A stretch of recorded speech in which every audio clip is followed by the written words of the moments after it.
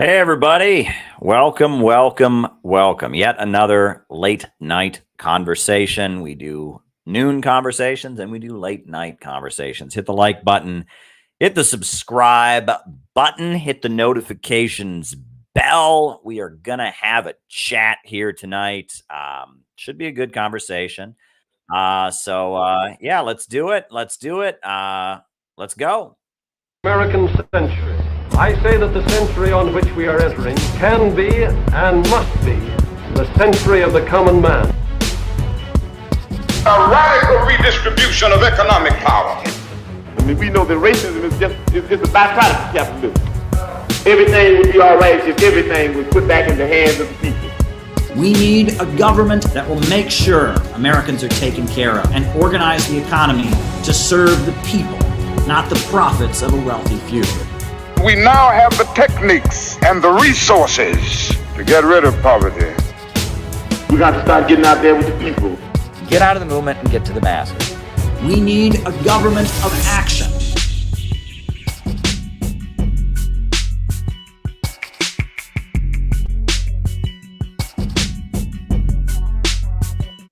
Welcome, welcome, welcome, everybody. I am so glad to be here with all of you. It's going to be an interesting show tonight. I did this the last noon stream, and I'm going to do it now for an evening stream. Lines are open. If you want to come on and you look, you're wearing a shirt and your face is showing and you don't look crazy, I will let you come on and give me a piece of your mind. The phone lines or the studio is open. That's the link. I posted it in the Rockfin. I posted it in the Rumble. I posted it on the YouTube here, and that's the link. So if you got something you want to say, if you want to come and share your views, the studio is open. The studio is open. Now, of course, I obviously have to use my discretion. If it ever gets weird or something like that, I obviously will take you right out, hey, I will generally let people on. So as we get going on here, I will let people on. It should be fun. So hit the like button, hit the subscribe button, hit the notifications bell. It should be good. So just a couple quick announcements. I see there's already somebody who came in. That's great. I'll let you on once we get going here, but just a couple quick announcements. First things first, for tonight, I'm reminding you all that we are having the Center for Political Innovation National Convention in Portland, Oregon. We are going to have the National Convention. That'll be on December 2nd. It'll be on December 2nd that we are having our national convention. So I really hope that you can join us. Make your travel arrangements. It's going to be a great event. Scott Ritter, Garland Nixon, Joe T. Brar, Nick Brana, the music of David Rovics. It's gonna be really, really tremendous. We'd really love to have you join us. Help us build it. If you can donate to help this important event, here's a donation link, and there is a donation link in the description as well. But it's going to be a great, tremendous gathering. I just found out about some other friends of ours that are going to be there, and that makes me smile. That absolutely makes me smile, and I'm really, really excited about that. So I just want to remind you all about that. Support the conference. Very, very good. So there's that. And on top of that, I wanted to do one other announcement, and then we'll start bringing guests in. We got two people that are lined up. And then the other announcement I wanted to make was a reminder that on the Center for Political Innovation YouTube channel, we have started up the morning messages. Once again, we're going to start having morning messages to give your opinion. People are open the day with revolutionary hope and optimism, and that's going to be very cool. So, you can go subscribe to the Center for Political Innovation YouTube channel every morning at 6 a.m. We have morning messages. We were on a kick of doing them, and then we kind of got out of the habit. But now we are doing them once again. We've got a number of them lined up. But if you want to give a morning message, you want to give a morning message, just send it my way. You can send it to my email. We always love to have different morning messages from members and friends and allies. And so, every morning on the CPI YouTube channel, start your day with revolutionary hope and optimism. The morning messages premiere at 6 a.m. Eastern Standard Time. So, so as I mentioned before, tonight we are opening up the stream. We are opening up the stream. So the line is open. I have two people in the chat, but one of them keeps going dark. So I guess I will bring in the guest his face keeps showing. He calls himself Gonzalo. I said it's Gonzalo Battle Cossack. So here we go. Hey, how you doing? Hey, Caleb. I'm a big fan of your work. I support it all. Yeah. Great. My name is Battle Cossack. Yeah, you're in Argentina? I'm the one that sends all the super chats. Yeah, I'm from Argentina.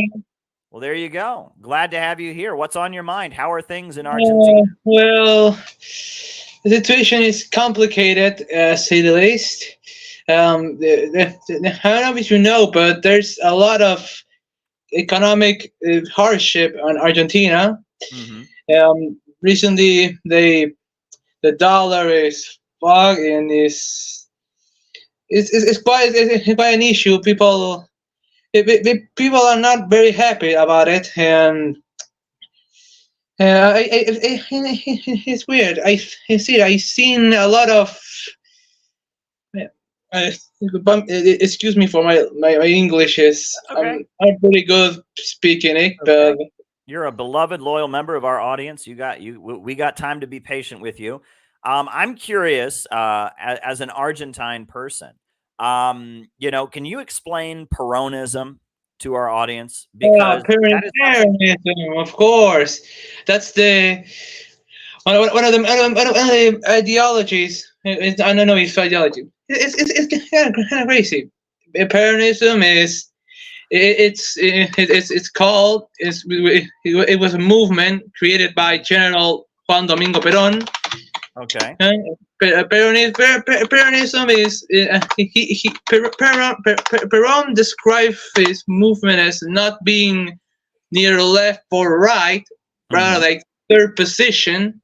Okay. This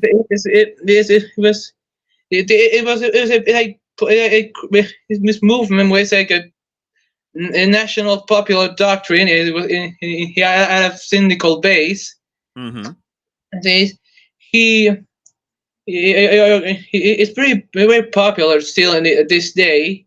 Yeah. But there was one of the main parties that still holds the Peronist Peronist names is Unión por la Patria for now. Kirchnerism is one of the main the main parties. Okay. But right now, I don't know. I don't know if trust them because they kind of become like the main progressive, like kind of they're going into a woke direction. They're all talking about social justice and things and trans rights, and that's kind of taking people off. And I see. Yeah, they didn't do a good job with the economy recently. There's a lot of hate for them and the current government. There's also the libertarians who are funding. Yeah. You have libertarians that are big now in Argentina that are kind of yes. And they are promoting neoliberal economics. More so neoliberal economics. A lot of them. Mm-hmm. This guy Javier Milei, he says that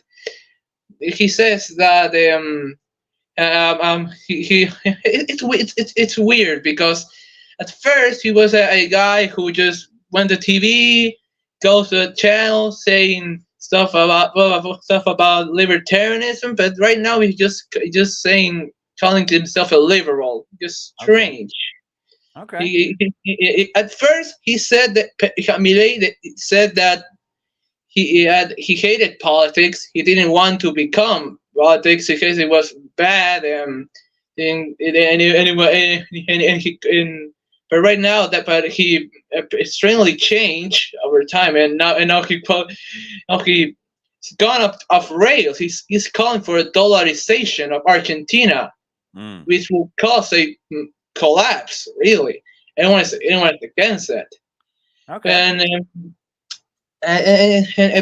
But I can understand that much people have. There's a lot of support for him because right now the left is not. It's not really popular. And the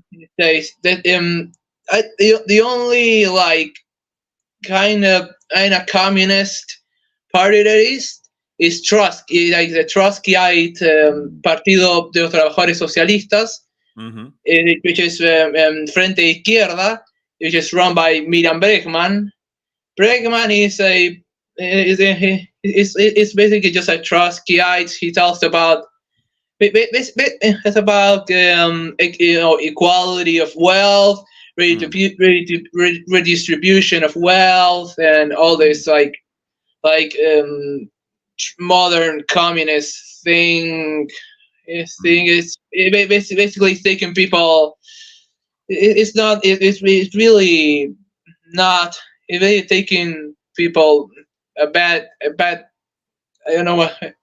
Sure, I hear you. Well, listen, is there anything else you want to share with our audience tonight? Amidst all this economic hardship and things, there's also a lot of insecurity. That's the main issue that most Argentinians see. Insecurity. People are afraid of going at night because they might get robbed.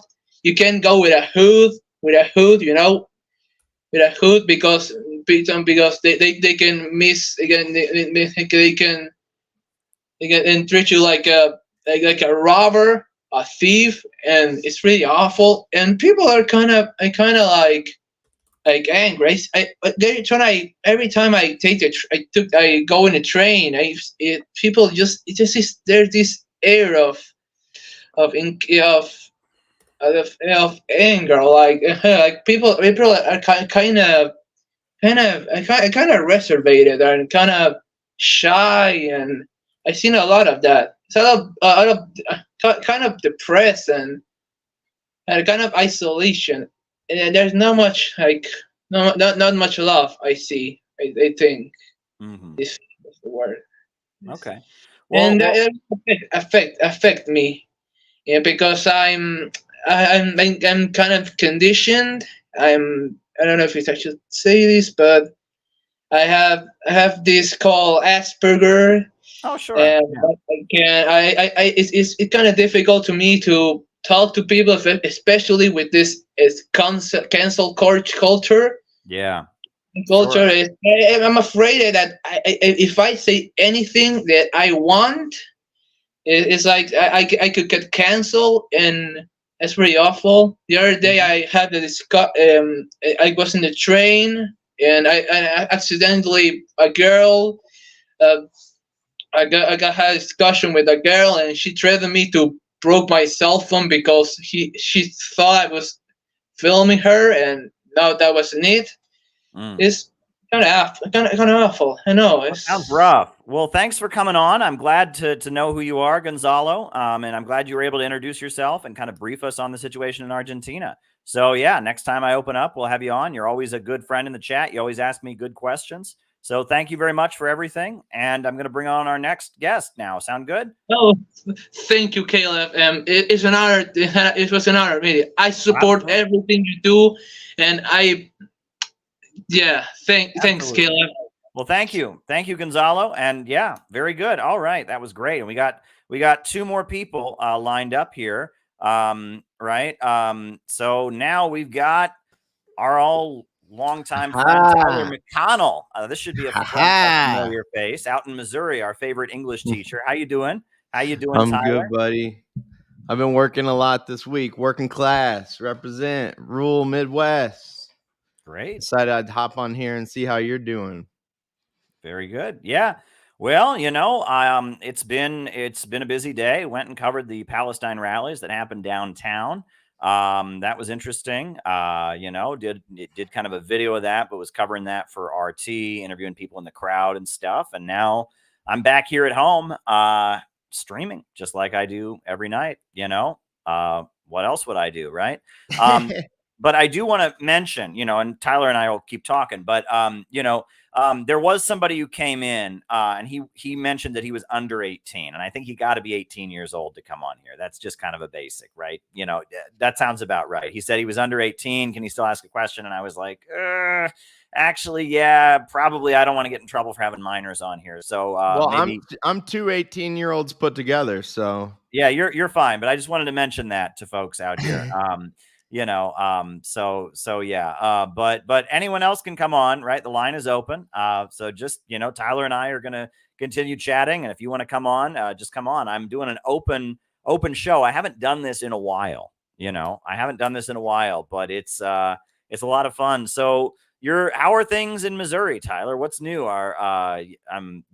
Thanks for introducing me to Wallace Wattles. We can talk about that later, but I'm so glad. I mean, Wallace Wattles really was a positive force in my life. So that means the world to me that you see the value there as well. I'm teaching Emerson in class right now, who was a huge influence on Wattles. And Emerson, I'm trying to think through Emerson's transcendentalism philosophy and how I don't think it was opposed to dialectical materialism as I thought. I always thought of Emerson as this total idealist, but I mean, he was like, God is in nature, nature is everything. So I don't know. I've been reconsidering things like that. I was kind of curious what you wanted to talk about tonight. I had one idea I wanted to run by you, but I was curious where your head's at. Did you just hop on here and go, or do you have a few ideas? I did just hop on here and go. I mean, I thought maybe I might,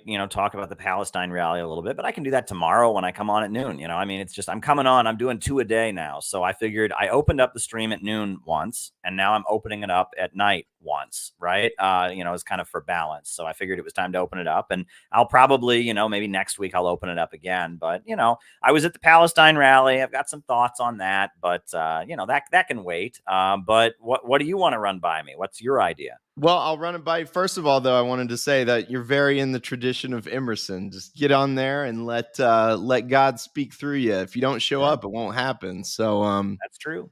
I'm a little bit on the other side. I'm like fighting the inertia of not having live stream in a while, and I feel you're on the other side.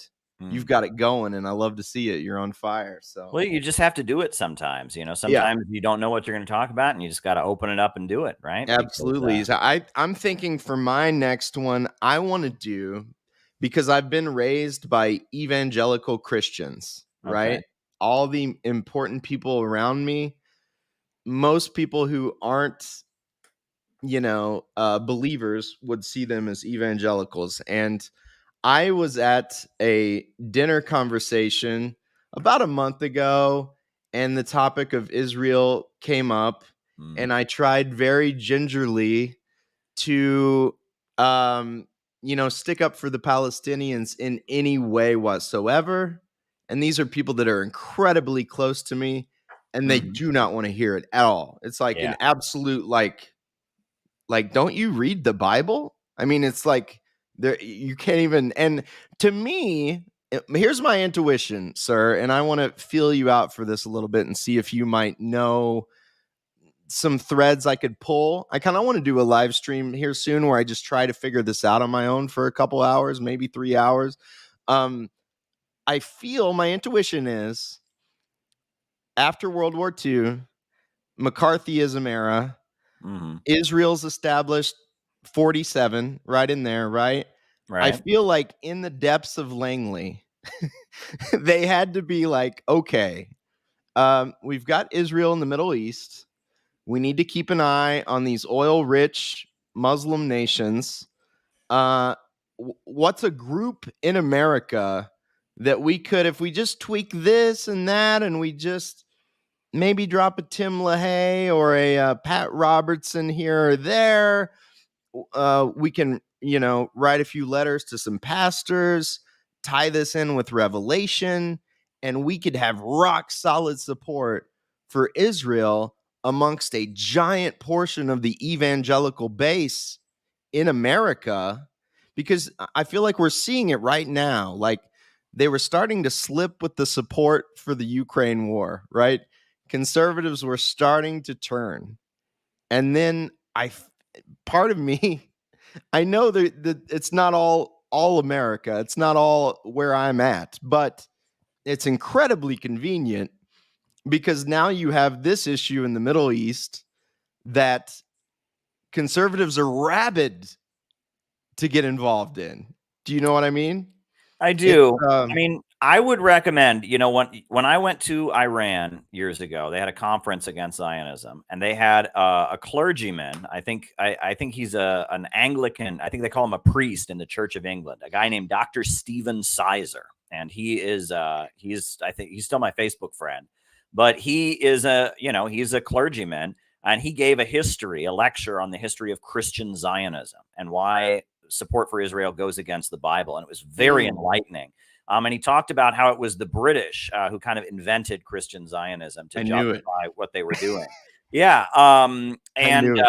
What's interesting is, I'm like you, I'm from a small Midwestern town, and I was used to Christian Zionists, right?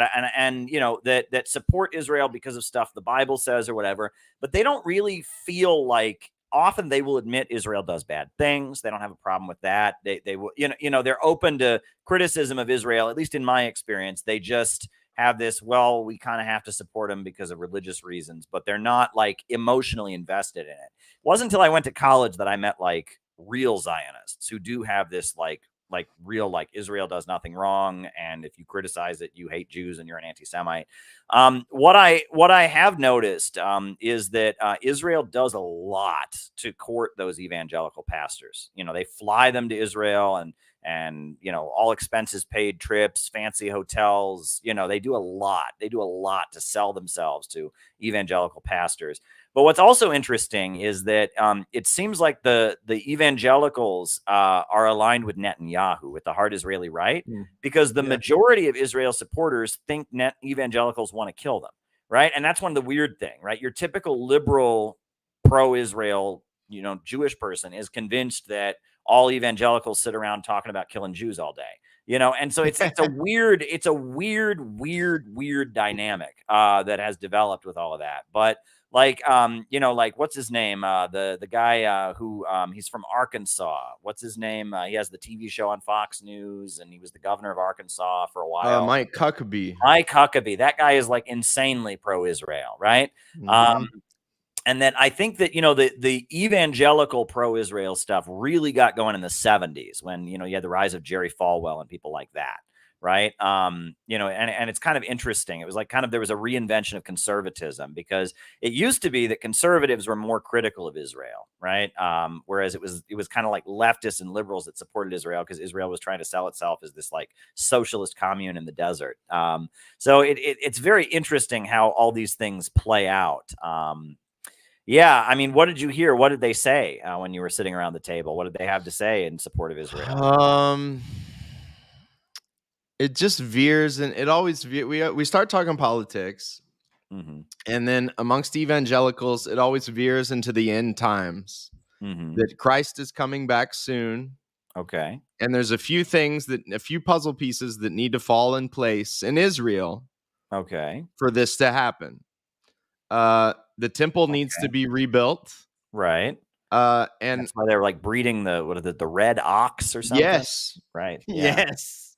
And I was listening to Duran yesterday, and I guess, I don't know exactly. I'm learning this in public, so that's how it works. But I heard there's some pretty extremist, like right-wing Jewish leaders, and they described it as Israel's like half secular Jews and then half like, like more Hasidic. And I had a friend that say New York's kind of like that. Like there's very serious sects, and then there's more like liberal, like secular. I'm a Jew, but I don't know if God exists, kind of a thing. Well, speaking of that, we'll finish your point out. And my point was just, I guess those the hard kind of right religious, they want to destroy. I don't know is it the Al? I can't. I'm gonna mess up the name. Mosque, yeah. But they were saying they more or less want to demolish that and then build the temple on top of it, and then sacrifice those, the whatever you said, the red ox. I mean, it would just be, and in the Duran, we're like, this would be an ultimate provocation, to all these surrounding Arab countries. And I'm just kind of thinking about that. And then I go into work at the pharmacy, and I'm helping this old man get a walker down off the shelf. And he goes, "Son, have you heard that they've brought the 3 red oxen into the temple and they're getting ready?" And I was like, "Yeah." I go, "I don't think that would be the best idea. It would incite tension." And he goes, "Son, you need to go to lifehopeandtruth.com." And I haven't looked at it. I already know what it will be. And but it's rock solid here. I live in a town of 5,000, and just a couple of years ago, I was driving to school to teach, and hanging off the front of the First Baptist Church was a giant Israeli flag. Yeah. Well, here's a fair question. Just throwing this out there. Okay. But if I know my Tim LaHaye well enough, which I don't claim to be an expert, isn't it the Antichrist who rebuilds the temple? I don't know. We need to get my grandpa in here. He would he could go for 4 hours. They rebuild the temple and all that, but isn't it like the Antichrist like takes over the whole world or something, according to the modern evangelical interpretation, right? So if that's the case, I mean, would that make America the Antichrist and Israel the Antichrist? I'm not sure. I'm at a loss for where I'll be honest. I'm learning all this. I'm feeling it out, but I feel like for CPI, there's some threads to tie together here, because I do feel the CIA was definitely involved in this some way, of course. Yeah. And then, if you could speak their language, if I could understand the Tim LaHaye viewpoint inside and out, I don't know how much that would help, but I do feel like, I feel like there's some fertile ground to till here, if you will. Yeah, well, the book of Revelations in the Bible was written for the early church, and it was written in this mystical coded way because they couldn't speak openly about what they wanted to do.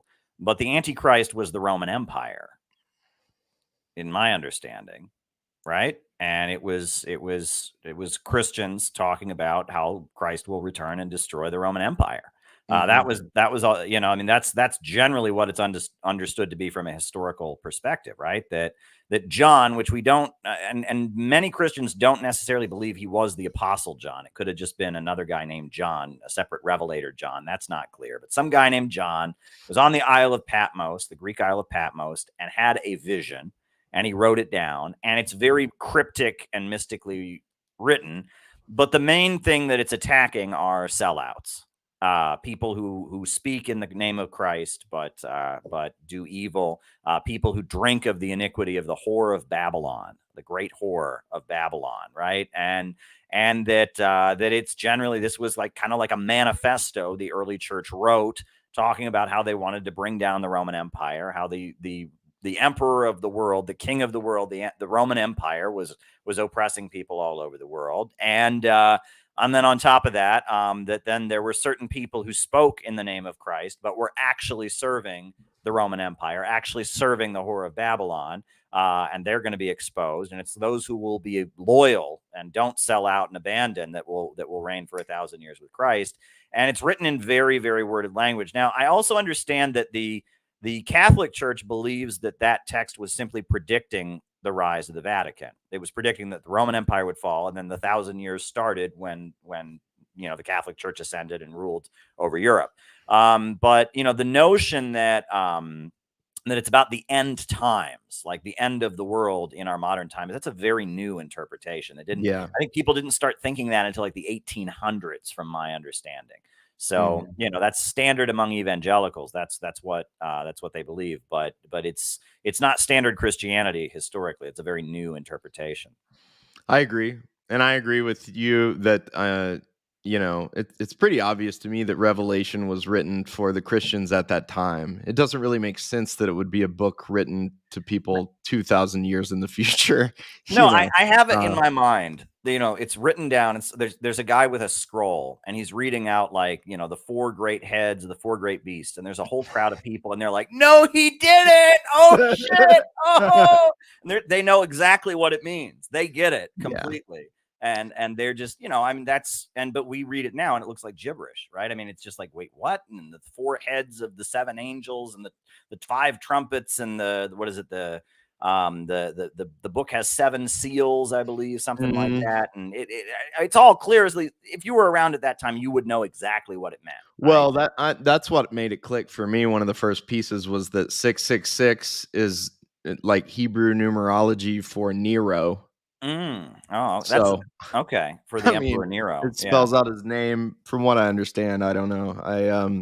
Okay. That's what I've heard. And but yeah, it's very modern, and it's one of those things. I can talk working class politics with older rural people where I live all day long. Like my grandpa, he was born in 1933. He worked on a sawmill. He remembers FDR, wants to bring back a president like FDR. But once you get on the apocalypse and the end times, I just kind of let grandpa have it, Like I step slowly away, not like I get mad at. I'm not going to argue with him. What about the clip of the Orthodox Jews spitting on the Christians? Is that valuable? Did you see that? I was like, right before things heated up, this clip went viral of some Christian tourists were there, and a group of Orthodox Jews went by and spit on them for being Christians, right? And there's a lot of that, of Israel disrespecting Christians. A lot of that. Maybe those clips might be things you could share with people. It might make his brain smoke.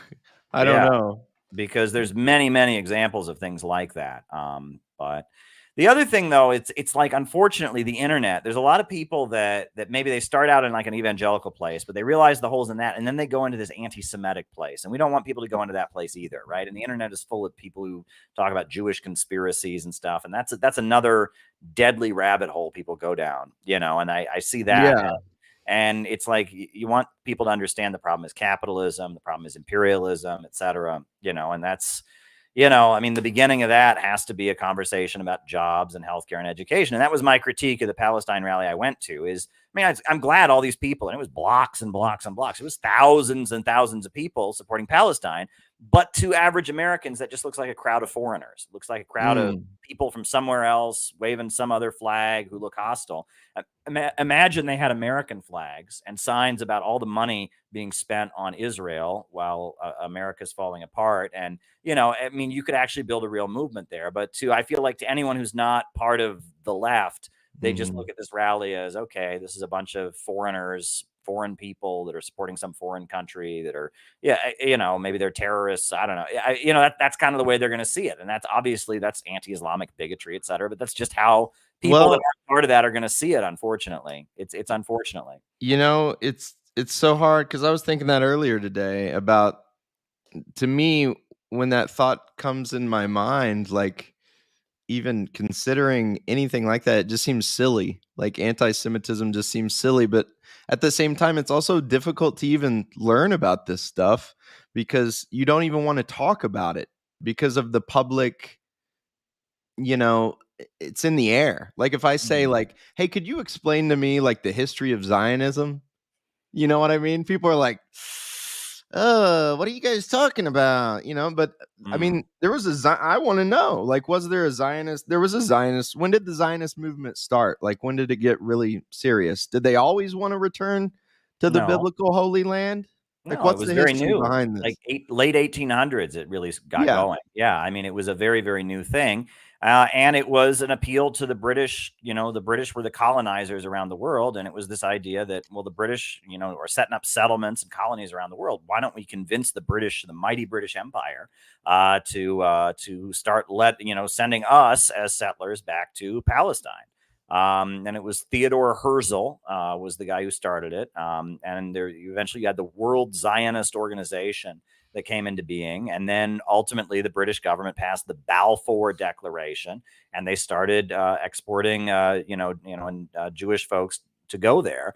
And part of it was a fight with Marxism, because the majority of the Jewish community were communists and Marxists. And Winston Churchill wrote this whole article about how, well, the only way we can stop, Jews from being communists and Marxists, the other alternative is Zionism. We can convince them to be Zionists, and that can be a way, And as Hitler and Nazism got going, there were a lot of Zionists who said that's a good thing, because that'll show Jewish people they can't fit in Europe. They're not welcome in Europe, and it'll convince them that they have to go to Palestine. And, there's a lot of books that have been written on that, and how there were Zionist leaders who thought that the rise of Hitler was a good thing, because it would lead to Jews seeing that they couldn't be welcome in Europe and going to Palestine. So, it's pretty wild, but it was always, if you read Stalin's book on the national question, on like the first page, it says Zionism is a reactionary trend of the Jewish bourgeoisie. That's what it says, right? It's on the first page. I think it's like a footnote where it basically says, the notion that that Jewish people shouldn't join the rest of the working class to struggle for socialism. Instead, they should break away and have their own separate country. That is not what communists tend to believe. What is interesting is that in the Soviet Union, there were a lot of Jews who said, hey, we're a nationality. We should have our own territory. So they created what was called the Jewish Autonomous Region in the USSR. And to this day, in Russia, the biggest menorah in the world is there. There's a region. And it was just a big chunk of land where a lot of Jewish people in the Soviet Union went, and they had it was like a republic. They had their own seat in the parliament, in the Supreme Soviet, and it was called the Jewish Autonomous Region that Stalin created. And that often communists would point to that. They'd say, well, we don't need Israel. We have in the Soviet Union. If you want a Jewish homeland, there's one in the Soviet Union already called the Jewish Autonomous Region. And there's actually some interesting RT documentaries you can watch about the JAR. I guess that's the English, it's Jewish Autonomous Region, it was called. So, it's pretty wild. It makes me sad, because I know that there are some people I know that are, in our circles that this issue is just, it hits home with them. They have family in Israel or whatever. And it's just kind of like your family around the table. They just don't want to hear it. And it's really too bad. No, when you were talking about what was going on in New York City, one of the wild scenes I saw tonight is, and I guess I can just show the clip of it, of them here. There's a group of anti-Israel Hasidic Jews, right? They are anti-Israel. Because they believe only the Messiah can create Israel. And so every time there's a pro-Palestine rally, they set up shop. They set up their thing. This is a clip of them.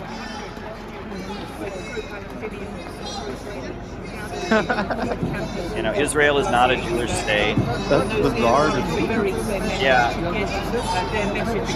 And that they just their belief, right, is that that only the Messiah can create Israel. So are they holding Palestinian flags? Yes, and they burn the Israeli flag. They will burn the Israeli flag or cut it up in front of the United Nations. They're pretty wild. I have another clip of them also. They're called Neturei Karta is the name of their religious group. And one of them gave me an interview. And all this terrible killing that's happening now in Gaza has to end. The solution is peaceful dismantlement of the entire occupation of Palestine, so we can once again live in peace in Palestine like we did before the creation of the State of Israel. It's forbidden for Jews to occupy, to kill, to steal, and to have even our own sovereign state. And once again, we are here with the Palestinians to make their voices heard around the world, to call to an end of this, what Israel is calling to wipe Gaza off the face of man, which is heartbreaking for us, especially because Israel is doing it in the name of a real Jewish religion. So people of the world must know that all of this runs contrary to Judaism. Yeah. Wow. Yeah. So they're always there. So what's the name of that group? And they're called Neturei Karta. They're a small, very, like they call them ultra-Orthodox or Hasidic Jewish sect that is just completely opposed to Israel. So I was there, and I was at this protest. They did it a little differently this time because it was so big. They had a media cage that was like next to the protest for all the media, right? And I was there in my suit and all of that. So I was in the media cage, and then they were in like the protest cage. But then there was like a sidewalk next to there. And this is New York City. And so, there were a lot of people that are of Jewish heritage that are hostile to them, that were kind of taunting. They were really offended by those guys existing. And I was just there in my the most dedicated to the faith of anyone. Well, yeah, exactly. Hilarious. And so like at one point, they were there, and one of these pro-Israel Jewish guys started shouting at him, it's the Shabbos, it's Friday, why are you out here protesting or whatever? And he shouted back like something like, this is God's work, we must be out here, this is like the most important thing, and then he shouts at the guy taunting him, he says, where's your yarmulke? And starts pointing to the yarmulke on his head and like taunting the guy for not, you want to talk to me, and they just had this back and forth. Another thing that happened was I was standing there, and there was another guy who was very, very pro-Israel, and he turned to me in the media, and he pointed to the Neturei Karta. He's like, "Are they real?" And I said, "What do you mean?" He's like, "Are those just people the Palestinians pay? Are they a real group?" And I said, "Yeah, they're a real group." He's like, "What's their name? What's their name? I want to know what their name is." This is criminal, and and he's getting his phone out and he's looking them up, and this can't be. I thought that was amusing as well. But I love to see stuff like that because it confirms my intuition that there's something going on here that is not above board. We're living within like 8 layers of propaganda. Yeah. And trying to find the truth. And as soon as you try to grip over here to find it, everybody goes, "Hey, stop it. That's wrong. That's racist. You hate the Jews." Like, no, I'm just trying to learn. I'm just trying to learn what's going on. Don't learn what's going on. Just do what we tell you to. I'm like, okay. Yeah. But I'm most interested in the land itself. I mean, what was that called? Lori just typed it in here. Oh, the Balfour Declaration. Yeah, that was Israel's move to start moving Jewish settlers to Palestine. Yeah, that was the British government. They declared that. So how did the British government lay claim to this land to begin with? They were the colonizer. It was the Arab world. They colonized it as the British Empire, and then they started sending. That's what I thought. Yeah, sending Jewish settlers there, and so. Yeah, there was resistance to the British. I guess after World War I, originally it was the Ottoman Empire, the Turks that controlled it. But after World War I, the Turks, they were defeated in World War I. And so then there was what's called the Sykes-Picot Agreement, which was a secret deal made by all the Allies during World War I. That's the borders of the modern Middle East were in this, the secret deal called the Sykes-Picot Agreement. That was a secret treaty. And when the Bolsheviks took power in 1917, they published it. They made it public. It was like the original WikiLeaks. But it was, Russia and France and Britain and the United States drew the borders of the Middle East. So that was kind of like that, the Berlin Conference for Africa, but that was for the Middle East. Sykes-Picot was for the Middle East. Yeah, and all the borders, it has nothing to do. I mean, there's one Arab nationality, right? There's one Arab people. But like Syria was for the French, and the Saudi, the House of Saud, they got Saudi Arabia, and and then Iraq was for the British, and like the borders were all drawn up based on negotiations among the colonial powers. And so Palestine was one of those places, and the British had control over it, and then they started sending Jewish settlers there. And a lot of that was because of the fact that I think, and this is where, again, if I say this word, people are going to say I'm being anti-Semitic, but I'm not. The Rothschilds, are a very wealthy family in Britain. You said Jehovah. Right, right. Yeah, the Rothschilds were a very, very wealthy banking family that were part of the British ruling class. And they were very anti-communist. They were opposed to communism. So they started pushing for the idea of Jews leaving Britain and moving to Palestine. And they were promoting that. So, I mean, these these things happened, and and then until the Holocaust, the majority of Jews in the world rejected Zionism and were in favor of some form of Marxism, social democracy, anarchism, or communism. But then, after the Holocaust, so many, the bulk of the Jews who died in the Holocaust were working class, Marxist, socialist Europeans. They were killed. And then Britain, the British Jews, didn't die in the Holocaust. And that's where Zionism had a stronghold, was in Britain. So they kind of came to dominate, the discourse among Jewish folks. And then the Holocaust itself was a really, really horrendous, awful thing that kind of made the case that we need to be separate and have our own country. And that when Israel started, it presented itself like it was going to be a socialist country, right? I mean, it's the main party was the Labor Party, the Israeli Labor Party, and there were the kibbutzim, these like socialist communes that they had built, and Israel looked kind of socialistic. And I mean, it was common. I mean, there's older communists I know that they would talk about how like one afternoon they'd sell the Daily Worker, and then the next afternoon they'd go around walking up to people in New York City and say, "Do you want to buy a tree in Israel?" And they would raise money for Israel. And that used to be a thing on the streets of New York. Someone would stop you and say, "Do you want to buy a tree in Israel?" They don't do that anymore. That was like 50 years ago, right? And it was like being a communist and being a Zionist were like it made perfect sense. Like you would be that, and it wasn't until the Soviet Union started finding Israeli spies and executing them, and then Israel was accusing them of being anti-Semitic. There was that, and then ultimately Israel started, attacking different, anti-imperialist and socialist countries. 1967, Israel basically went to war with the entire Arab world, but the main country that they were fighting was Egypt, and Egypt was Abdel Nasser, was like a socialist, Arab socialist. And at that point, it became clear that Israel was on the side of U.S. imperialism and against the Soviet Union.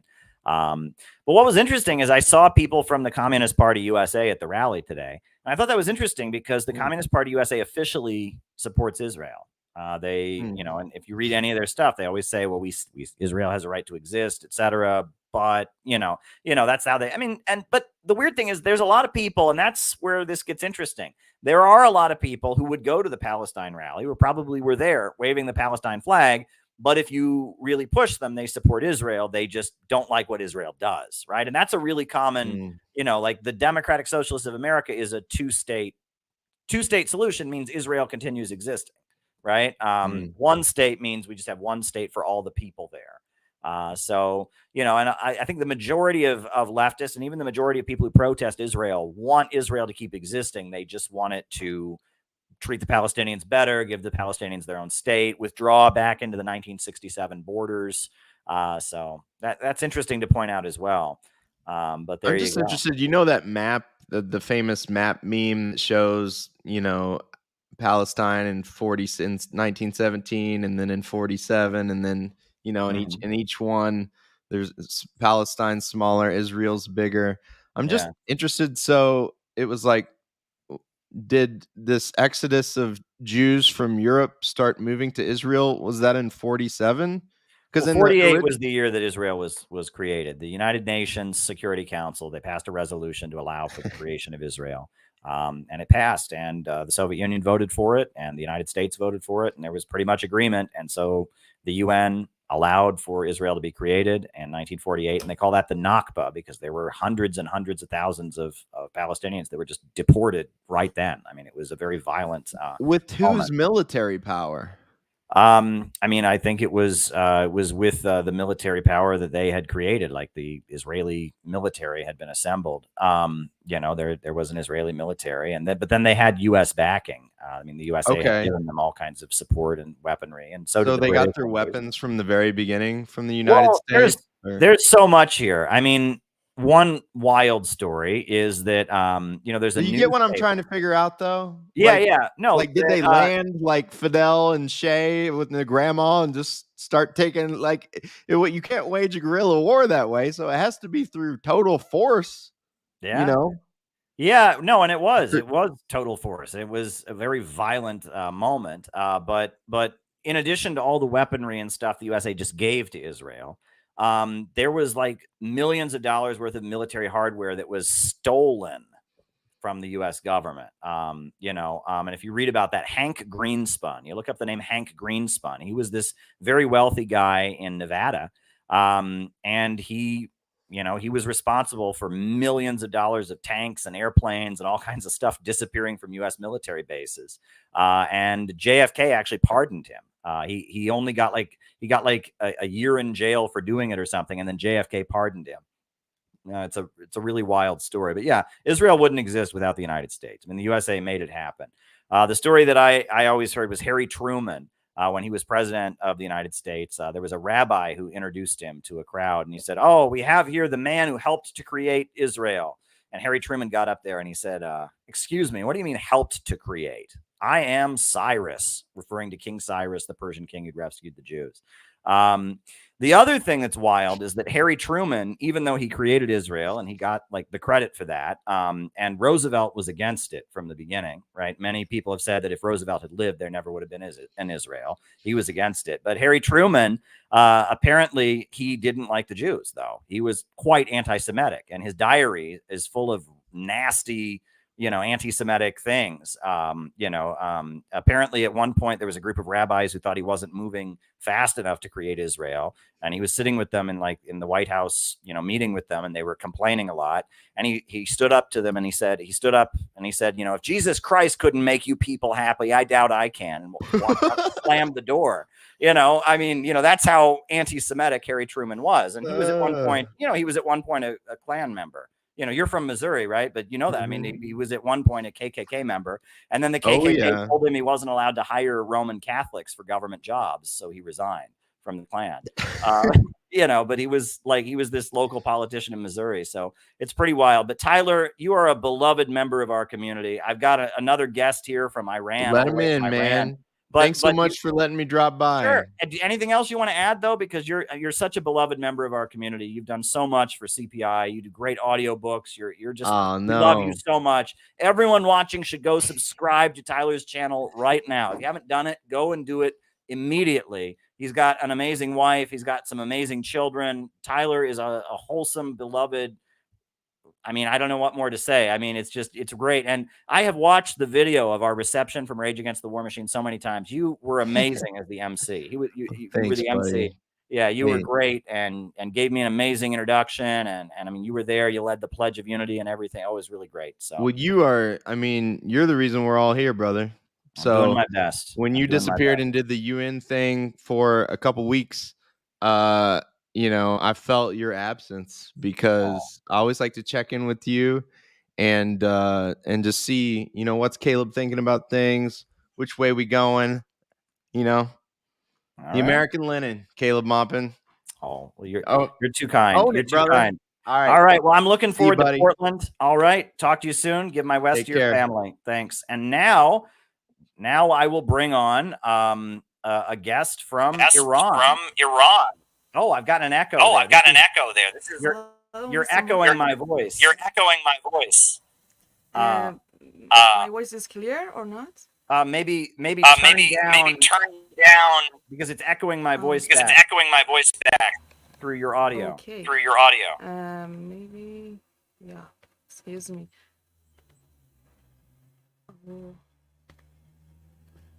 Speak phone. All right. Is it better now? Can you hear me? Oh, it's echoing again. Is it's okay or not? No, it's echoing when I speak. It like repeats it back. Oh. So maybe I'll mute you while I speak. And then unmute you. When you speak. How's that? Okay. So you're she's gone. She's gone. Okay. Well, maybe she's coming back. We'll tell you what, Tyler, why don't I bring you back on? And okay, buddy. Yeah, and we'll wait for Miss Madonna in Iran to get her technical stuff in order. But yeah, that's Miss Madonna. She's been a friend of our community for a long time. She did awesome.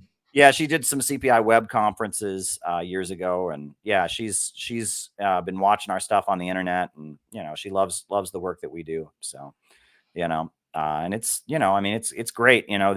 The Iranians really like the CPI community. I'll just tell you that much. They pay close attention to what we do. And, I did interview the president of the Islamic Republic of Iran. They don't just let any American guy interview the president of Iran. You know that, right? It's like, so that's one of those things I'm going to sit down and eat dinner and watch. It's on Rumble, right? It is. It's on the Rumble. It's on Odyssey also. And it's not that long. It's a 12-minute interview. I mean, it was longer because we had a translator, but because they cut out the translator. That's awesome. I told my wife you interviewed him, and she goes, "Really? Wow." Yeah, Ibrahim Razi. I was just as surprised as you are. I got the word, and my producer said to you, and on this day you're going to interview the president of Iran. I'm like, the president, and they're like, yep. That's what's happening. You keep doing that, man. I'm like, oh, Caleb's cooling off, and then he comes back. I'm like, what? That's crazy. It was so. It's wild because at the UN, right next to the UN, they have this thing called the UN Hotel, right? And it's this super fancy hotel right next to the UN where like UN world leaders stay, and they like it's huge because there's so many countries, but there's like a floor that was for Iran. Right. And I went onto the floor, and it was like, you want to talk about Secret Service were there, and the NYPD had a SWAT team there with like assault rifles in the hallway. And it was like, it's very, they watch them very closely. I'll just tell you that much. And the Secret Service were all there and all of that. And the hotel gave us this little like conference room, and I got to interview Ibrahim Riazi. Here's Madonna. How are you, Madonna? It's okay or not? Yeah, it's good now. Yeah, it's good. All right, Tyler, we'll take me out, buddy. Time. How are you, Madonna? Thank you so much. And hello after a long time. Yeah, absolutely. Yeah. Great. Yes, how have you been? Early morning, but when I saw that notification about your live, I add to your live stream, and I decided to join to this live stream, and yeah, I'm great here. Now. Yeah, go on. Continue. Thank you. Your subject is about Palestine. Yes. Yes. Yeah. Okay. I wanted to say that Palestine is not about just for religion issue or about just specific nationality. No, it's about that worried about worldwide, not just for a specific region. And Israeli and Zionist regime, we must say Zionist regime, that they know that this is a reality, that after October 7, they had a biggest defeats in these years, and we know that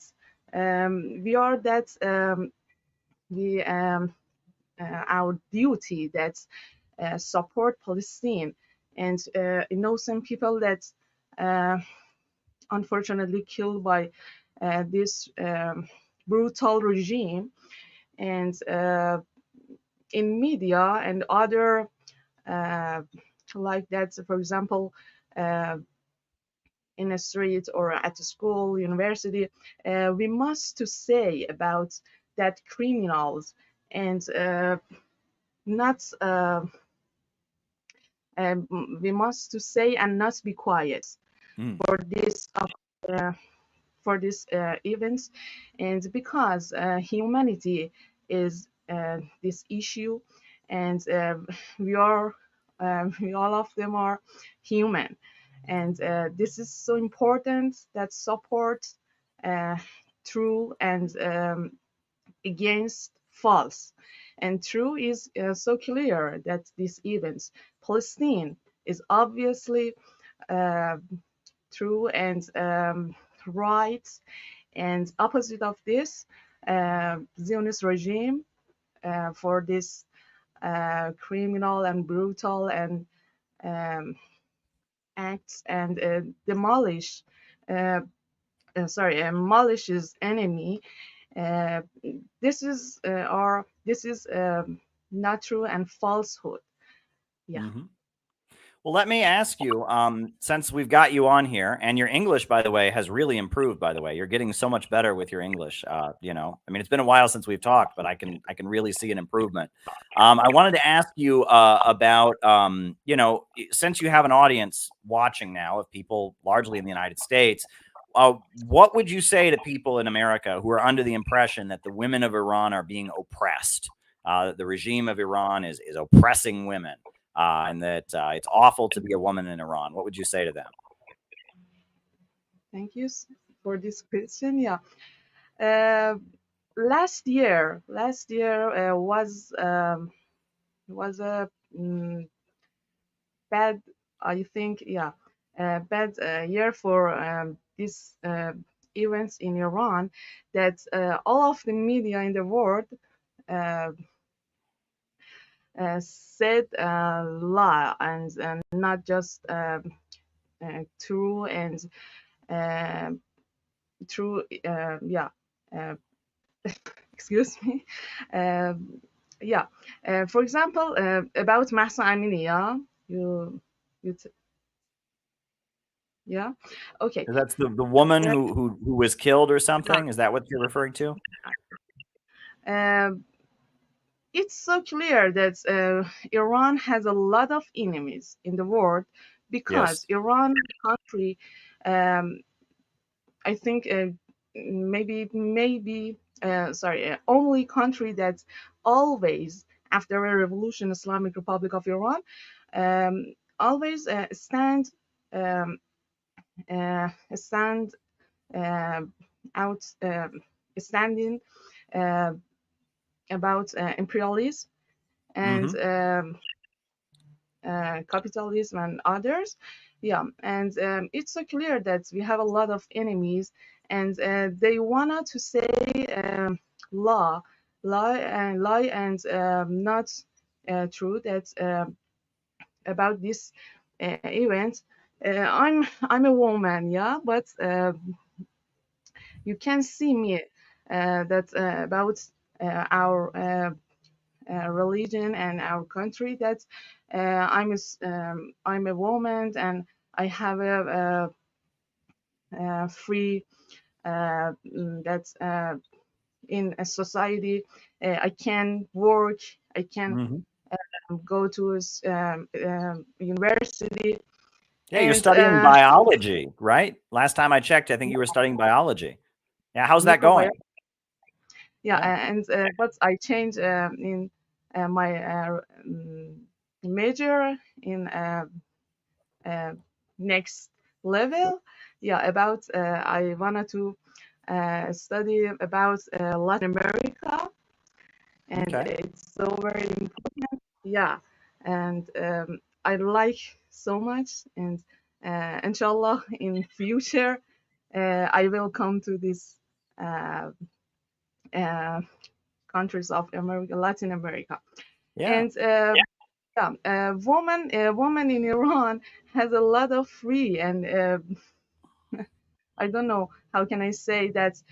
Maybe some countries that say about this law, for example, in France or in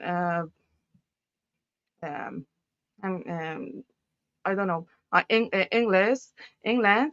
We saw that how can governments suppress people from some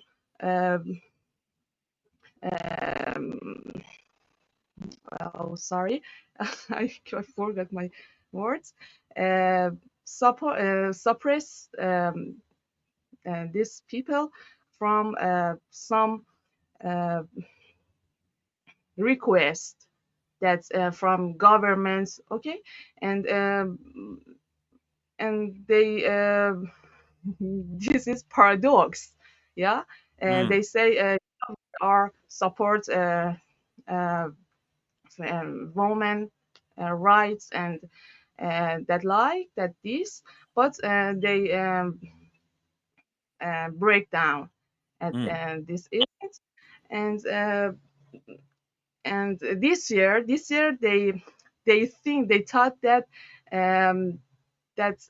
like last year maybe these events repeated, but just you just they were in and they were at sleep, and this is just a story for them, and not happened in Iran because Iranian people knew that this event not just for about women, or not just for about about clothes and maybe hijab. Our enemies have had just one goal, that they want to destroy Iran. Not no, they had problem with Islam and Iran, but the most important problem, and they wanted to destroy Iran, and people knew it, and awarenessly, and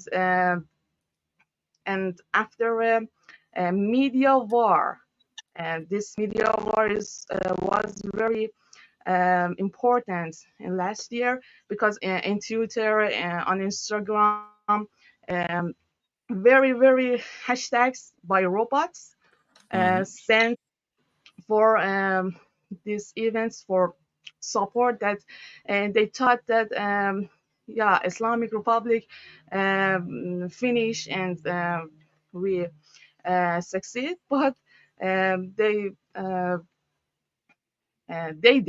defeated not Iranian people and Iranian not Iran country. Well, thank you very much, Miss Madonna. Next time, I'm sure you'll hop on as well. It's always great to see you in the chat, and always great to engage with you. You know, I have a deep love for the Islamic Republic and for the revolution, and for all that you've done to stand with people against the world, and particularly the Palestinians. So I want to thank you for coming on. It's really been a pleasure to have you on, and we will be in touch as always. So good luck on your studies of Latin America, and thank you for everything. Thank you. And for the end of my sentence, about American students in Harvard University. At this time, I wanted to say that we support them, that they didn't they did the best way, and they chose the best way that supported Palestine, and this is a fact and true event, and they don't alone in Iran, in others country. We support them, and because this is true, and this is the Doxing truck. The truck that they have, all the students who support Palestine at Harvard, they have a truck driving around showing their faces and their names to humiliate and destroy their reputations. Absolutely totalitarian. You know. Unfortunately, in Gaza and in Palestine, in these days, we saw tragical photos about women and children, innocent families that they killed by this Zionist regime, and this is that paradox. Obviously, that's about we support human rights, or I don't know that this, but they kill these people with any scene, and this is so clear that Zionist regime is falsehood, and we must stand in to end that Palestine will be free, inshallah. And this is very this event is very soon. Maybe some years ago, Imam Khamenei said about that 25 years later, Zionist regime won't be in the world. But after that, I think 5 or 6 years now passed about this lecture of him, and we can say that these events will happen very, very soon. And I always say that Zionist regime like a virus that about like COVID-19, and this is COVID-1948, and like COVID-1948. There you go. Yeah.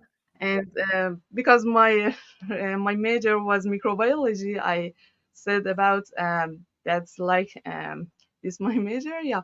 And I know, and we know that this virus will be eradicated from all the world, and one day you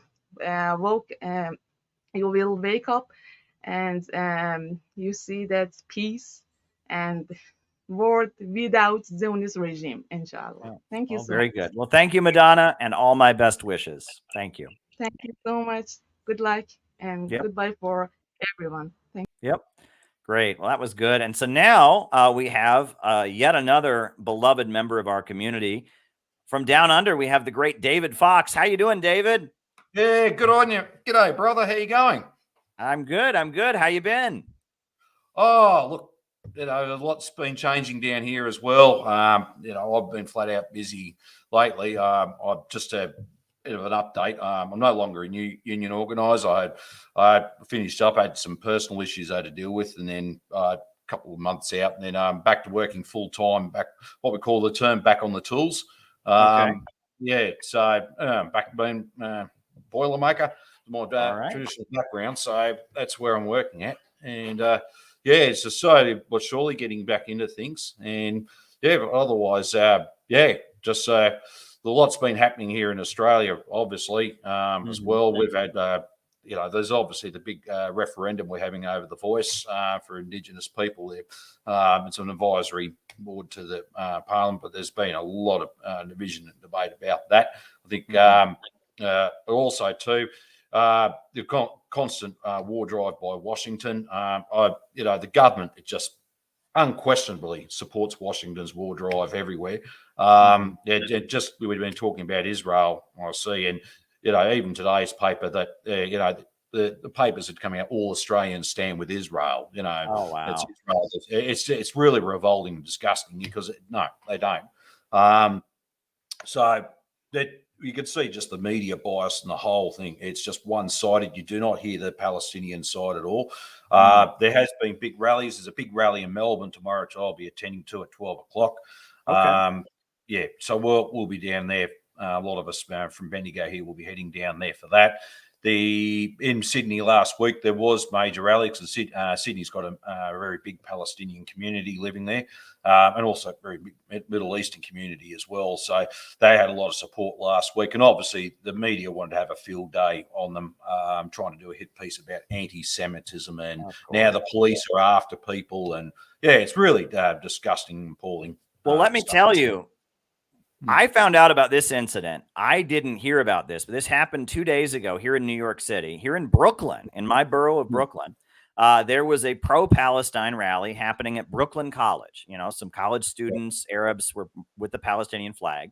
So a member of the city council, not just some crazy right-wing person, but a member of the city council, a woman who's on the city council, who's a conservative, she showed up on the college campus with a gun strapped into her pants, visible, a firearm, walked onto the college campus and stood by the protest with her gun, which is a crime. right? In New York City, you can't carry a gun at all, but you especially can't carry a gun on a campus where there's students.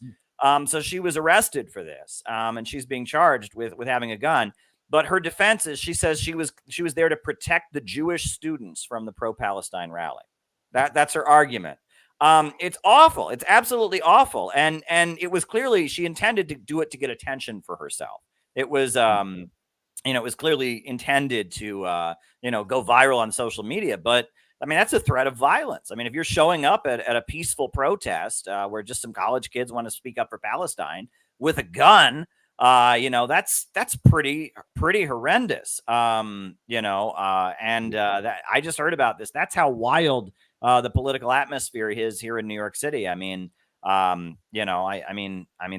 just wild. And I wonder if she's actually going to face any criminal penalties. I know if I was anywhere near a gun, I'd go to jail here in New York City because of my political alignment. But she's a member of city council. She not only had a gun, on her person, which is not legal, but she actually took her gun to a college campus and had it visible, was just brandishing this gun in front of everybody. And I wonder if they'll just completely dismiss all the charges because she's a member of city council, because she's a conservative, and that scares me. The other wild thing is apparently this woman is born in Ukraine. So she's also a big supporter of the Ukraine, situation. And she just kind of wanted to go viral and get attention for herself. She's younger, she's better looking. And so she just showed up with her gun. Yeah.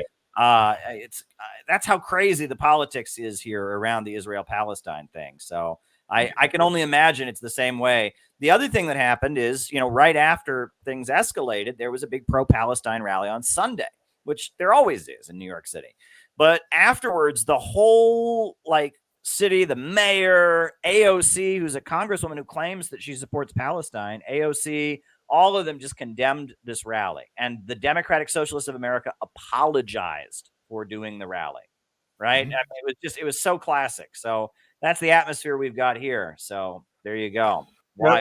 Well, in Australia here, the Israeli lobby is very always on the front foot in the politics, in the sense, what I mean by that, the Australian Labor Party had their national conference about 2 months ago, and they were doing everything possible to make sure there was no pro-Palestinian position taken within the federal Australian Labor Party. Overall, it's simply huge, and even those segments in the Labor Party, but also too, I dare say, in some unions, take a pro-Israel stance. And they go on about, attacks on the Israelis and it's on this and they go.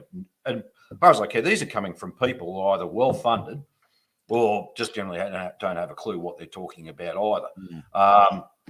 And trying to actually get a proper anti-imperialist position on the position of Israel and Palestine, that's certainly an uphill task, because people do not understand the whole complete history, what went on at that time. And also too, Australia, it still pretty much it's still sitting under the shadow of World War II, right? It still thinks it's got that mindset to sit under that shadow for all time, at why we should continue the US-Australia alliance, and we're all the good guys, and anything is not say objectively could be anti-Semitic or anything, without taking a prop. Well, this is, I would say, we're now in the third decade of the 21st century. We've got, World War II will be 100 years in 2039. So the start of that. So we're not far off. And I think it's time Australia needed to move on and realise, no, we're not on the good side anymore. We are, if they wanted to look at it that way, we're not on that side of history anymore. We're on the wrong side. And with both sides of politics, both with the Liberal National Coalition and the Labor Party, they are both subjected to multinationals and also Washington's directive all the time. And as soon as you give an alternative, be it on Palestine, there's always that pushback from them. And what was interesting, though, during that time of that conference they had back in August, it's found out that 71% of Australians actually support Palestine. Oh, wow. Okay. Yeah, well, definitely, we support the Palestinian people's right for their own nation. And what's been found out, that the Israeli lobby is not a vote winner. It doesn't buy votes for whatever politicians, but they're still stuck to this old idea of being in the shadow of World War II. They're stuck to all the directives of Washington and whatever else is, they're given their orders. So and there's when we have a look down to the proper debate, well, the actual debates are actually happening outside of the mainstream all the time, because that's the only options.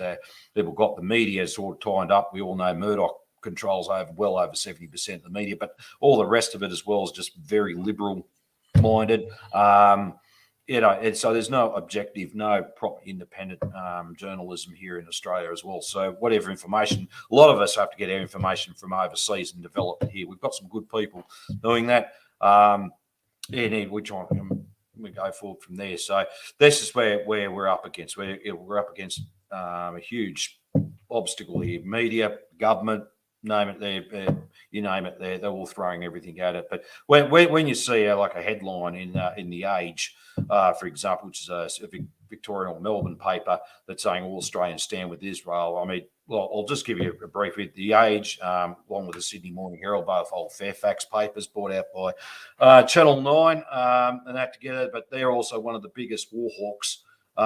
They're writing in that now. They're very pro-war. I know our former Prime Minister Paul Keating did a massive hit piece back on them back in March when he was interviewed about the AUKUS scenario. He totally ripped into the media big time, but especially that lot.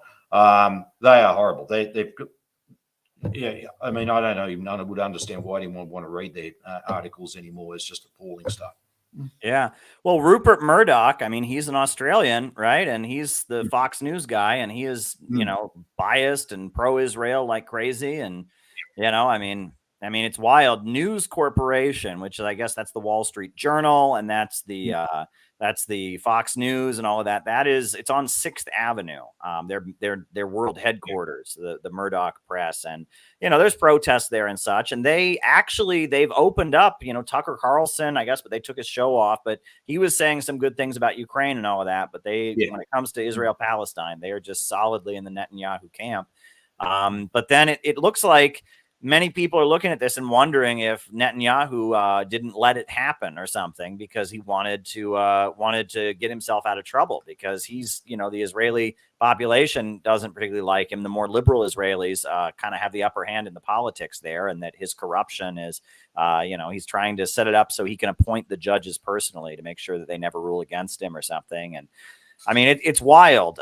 It's very, very wild. But, the politics around Israel and Palestine in New York City, I mean, there's such a big pro-Israel population here. But yet at the same time, there's a really big Arab American population. So it's complicated. It's a tricky situation. But you also mentioned that you're going to be heading to the United States in the coming months at some point, from what I understand. Next year. I'm planning to next year. I'll keep in contact in between, because I'd love to come to one of your conferences. Yes, I have to do that. And yeah, we'd love to have you, and we could have you as a speaker. You could speak about the Australian situation, about the labor movement in Australia, about the international situation with AUKUS and all of that. So we'd really love to host you in the United States, because you are a dedicated member of our community, and you've been with us since the beginning, and it's been a long ride. It's been a wild ride, but you're still here. We've been through the pandemic. We've been through all of this, and here we are. So, yeah. Yeah, no, it certainly is. Well, put it this way, put it lightly, it's never a dull moment. That's for sure. There isn't. So with look, I'm probably looking at your late spring or summertime. If that, it's probably the appropriate time. Looking there around there. I mean, there's a lot of events happening in the US, and I'd like to be there. I'd like to be there as well. But sure. We'll play it by ear. But that's why I'm sort of looking around that time. So, but we'll be in touch with in between, and so I can try and plan around you as well. So to just arrive unexpectedly. Hey, I'm here.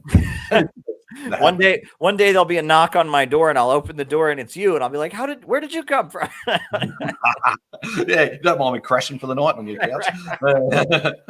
There you go. Yeah, so that's what I'm planning to do. So American comrades there, look, that's what I'm planning to do. I'd love to catch up with some. Well, let's be in touch, and let's coordinate around your visit, because I look forward to hosting you and introducing you to all of our comrades. So thank you, David Fox. Always a pleasure. All right, take care. I'm going to jump back on your main live stream now. All right, very good. Thanks. Yep. All right. Wow, that was David Fox out in Australia. beloved member of our community. But hey, anyone wants to jump on the stream, please jump on, Also, I'm still doing the thing where I answer super chats, right? You can just send me a super chat if you want me to respond in the second half of our program. I'm going to keep the lines open, though. I think somebody else will probably pop on here in a minute. But yeah, this is a great thing to do. I'm going to do this more often since we're doing so many streams nowadays. I think we're going to start opening up the line more, right? Not every night. We did it at a noon stream on Thursday. We're doing it now at a late night stream on Friday night. Tomorrow we'll go back to normal. I'll just talk tomorrow, and I don't know what we're doing on Sunday, but yeah, I think, we'll try to do this once a week. I'm just not going to announce when it is because I don't want haters to, figure out, oh, he's open. And I have had, it gets weird weird things happen when you do this. You have to be vigilant and kind of, track, who is who and stuff, you can't just let anybody come on, but I feel confident in my abilities to regulate the stream. So far, so good, right? We had Tyler on, we had Miss Madonna from Iran on, we just had David Fox on, we had from Argentina, we had Gonzalo Battle Cossack on. It's been all good, right? And then when we did this earlier, when we did this on Thursday, we had Barry in Australia, and then we had Ben in Hungary. And then we had Boone in Thailand. So, we always get a really international and a really interesting mix of people whenever we do one of these streams. It is always really wild. So, yeah, anyone who wants to hop on, please hop on the stream, right? Join the stream. Love to have you. Join the stream. Anybody who wants to come on, come on. Let's make it a more lively evening, right? More people come on, and that is always a good thing, so always happy to have you on, always happy to have you folks on the stream. This is great. Our community, we are a solid group of dedicated people, and we are very committed to what we do. So there we go. Yeah. Someone says that I could talk with Richard Medhurst for hours. Yeah, well, Richard, get Richard to have me on his program, right? And I'm here. If Richard ever wants to have me on, I'd love to. Oh, wow, we've got another guest, Killian from Milwaukee. Killian, how you doing? Good to see you. Kev. Good, Kev. How you doing? Can you hear me all right? I can hear you just fine. Excellent. Good to be here. I'm actually I'm at work. We're having a little bit of a downtime right now, so I figure I'd pop on and say hello instead of normally listen to you guys. I don't know much about what to talk about, so I figured I'd just kind of upsell Portland in December. I'm very excited for it. Last CPI event I went to was the Missouri retreat, and it was unforgettable. I mean, honestly, just the connections you make, the people that you see around the country, the perspectives you get to. You jumped out and you're back. All right, you're back. Okay, I'm back. Some about perspectives, and that's where it cut you off. So continue. Yeah, I just was going to talk about when we're kind of hanging around in our own towns and you're with your own people, you end up hearing kind of the same thing over and over again. You get used to the same opinions, especially like when you hear around like socialist messages and stuff. But then meeting a lot of these folks from around the country, there was a guy that we met at Rage Against the War Machine that came up from Louisiana, who was not the type of person, not the type of people at all who were that interested, wouldn't be just running towards socialism initially. But really great to see all them. You're back. You're back. Yeah, you're right back. So just keep going. Okay, no, but I was just saying, the connections that you make with these people, you really are not going to get this on the internet quite to an extent. I mean, the folks in the YouTube chat, like I see you guys a lot, and I appreciate you guys, but seeing you guys in person is a whole other story to it. Like it really is. And honestly, most of the time we're not even just talking about socialism. We're talking about just stuff in our lives and just kind of how you see how it always relates back to socialism, running back to it. So I just wanted to upsell that. Just save a couple $100, like from week to week. Just put some money aside, $50-$60. You can coordinate with CPI people. I know I'm like going down there. I'm trying to get a couple people who are coming from my neck of the woods to come down with me to Chicago and then to Portland, and I can drive you around. I can do any of this. Like, people want to see you there. Like Mhm. we do want to see you there. We want you to be involved. We want you to make these connections that you're not going to forget about. Mhm. So yeah, no, I don't really have much to say. I'm basically in my own life. And personally, I'm working on the side, hustling quite a lot just to, make sure my rent is paid and everything, and I have money to save up for this. But it's worth it. It is something I am looking forward to. It is something that I'm trying to get other people in my own life to like get into if they want to come down to.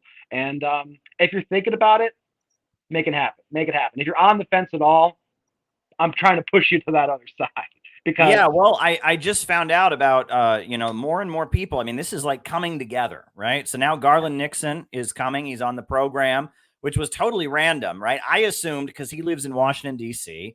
and this is in Portland, Oregon. I thought that would be a pretty big ask. You know what I mean? So I thought I'm not going to push Garland on that. He's spoken at so many of our things before. So then I was talking to Jyoti Brar, who we are flying in from the UK.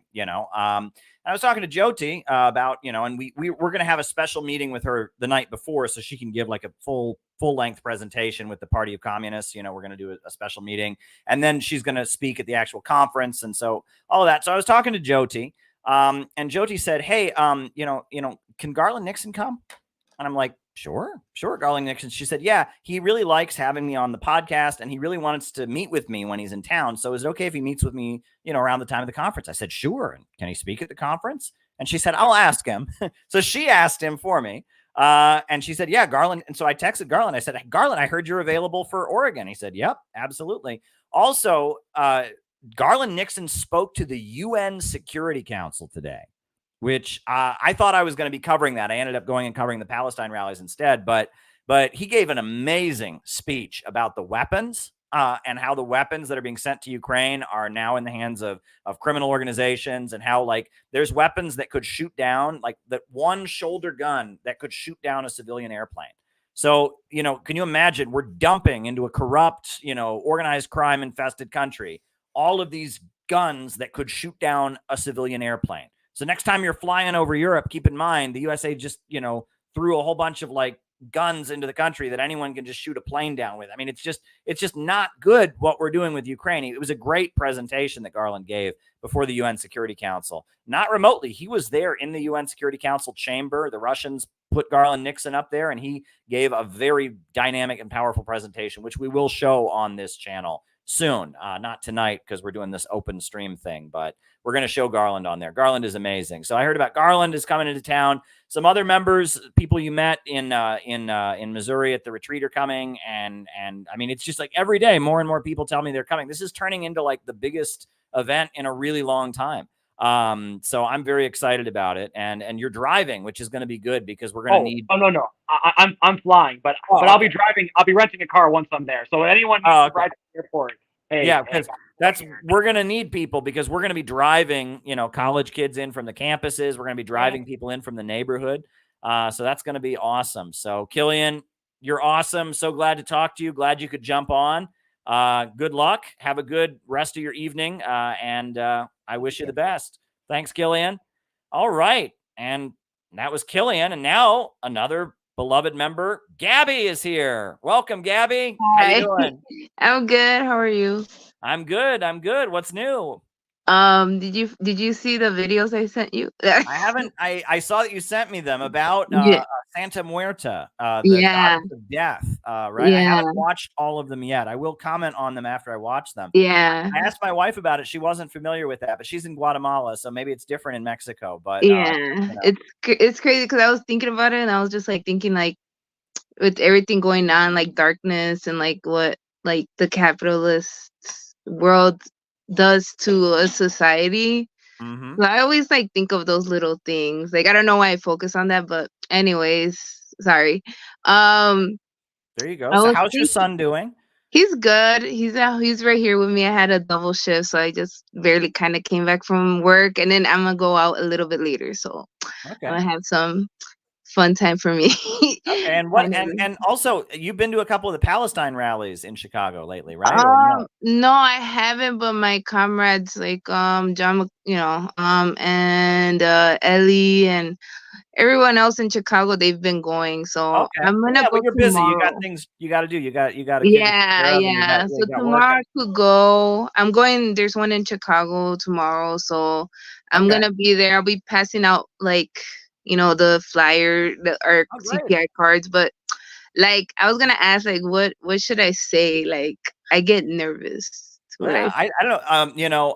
Lumpia Logic. She goes by Lumpia Logic. She's in Chicago. She was saying that she was at a rally in Chicago like last weekend, and she was handing out the cards, and there were a couple people who watched this channel who came up to her and were like, "Oh, we watched the channel," and they were really friendly. So I guess people know about us, but you know, Okay. there you go. But yeah, I would just consult with them. John and Lumpia and Ellie, and that's who to talk to. I'm sure they can let you know what works and what doesn't work. But at the end of the day, we want to get to the masses. The kind of people that go to Palestine rallies are just kind of Yeah, I know, and that's what I noticed. Like last year with the whole like Ukrainian war, I've been to like the Code Pink ones that they had like February last year, and like I noticed like this like thing where like a lot of younger kids like go because it's trendy and oh yeah, and it's like it's not serious. So it's like I kind of like gave up hope for a bit. Like I'm like, dang, like this is not going anywhere. So that's why I'm like, so it's like kind of like frustrating at times because I noticed like we're in a time where it's like a weird era of like narcissism and like ego and all that. So like I noticed like a lot of younger adults like do it for popularity and then it's not a real cause. So that's why I'm like, I like to talk about certain things, but then I'm like, I don't think they're really into it because their livelihood is not in jeopardy. Like for me and like all of my people on these type of streams, like our livelihoods is in jeopardy, so it's like I take it seriously. Like I don't like to play games and I don't like to be like, oh yeah, like I want to do it because it's because it's popular and all that type of stuff. Yeah, for some of these folks, it's just kind of an exotic foreign cause. It's not like they don't see the connection. And that's what we're trying to do is build the connection, right? About this is about the fact that we don't have, roads paved in our neighborhoods. We don't have good schools. We don't have health care. It's all going to fund the military machine of Israel. It's killing Palestinians. And it's like a lot of the things that happen like in the Palestinian like things and like Israel, like the whole thing with the music festival and like I don't know, I heard that Israel's military forces are like the best in the world, most sophisticated, and it's like how did they not see that? Yeah, like, well, you're not the only one saying that for sure. I mean, a lot of people are saying that maybe Netanyahu was getting in trouble and that he arranged for this to happen. I'm seeing people say about Egypt warned them ahead of time and they ignored it. And I always warn people with stuff like that. You want to be careful, right? You want to wait, give it some time because you don't want to jump the gun. Just like all these fake videos that came out, right? That Ben Shapiro had these videos of charred Palestinian children, and they were made by AI. They were fake, right? And so just stuff like this. To be honest, you're right. Like I'm trying not to make enemies, like, and I kind of am without wanting to because I stand my ground. So it's like I just told people like, hey, you know what? Like, I don't hate you. I just think we just have to wait for the real stories. And then it's like now we're hearing that like the person that was in the festival, like a singer or something like that, she's okay. She's recovering. And then those kids, like the videos of those babies, like something about like the beheadings, like that was debunked. Like a lot of those stories are becoming debunked. And it's like, I don't know. I just feel like I just like to wait out those things and like not make enemies. Like, and I'm just like, hey, you know what? Like, if I'm wrong, let me know if I'm wrong. Like, I don't mind it. And if you need to correct me, that's fine. But like this conflict is so complicated that like, I just have to just like, okay, just stay still because the truth is always going to come out. So it's like, okay, you know what? Like, stick to your gut. Like I always say, like people like, trust God and just let it weigh out, Absolutely. But yeah, that's why I'm like, just here like thinking about this whole conflict is very draining. Like I sometimes you do feel alone. So I'm like, oh my God, like I feel alone sometimes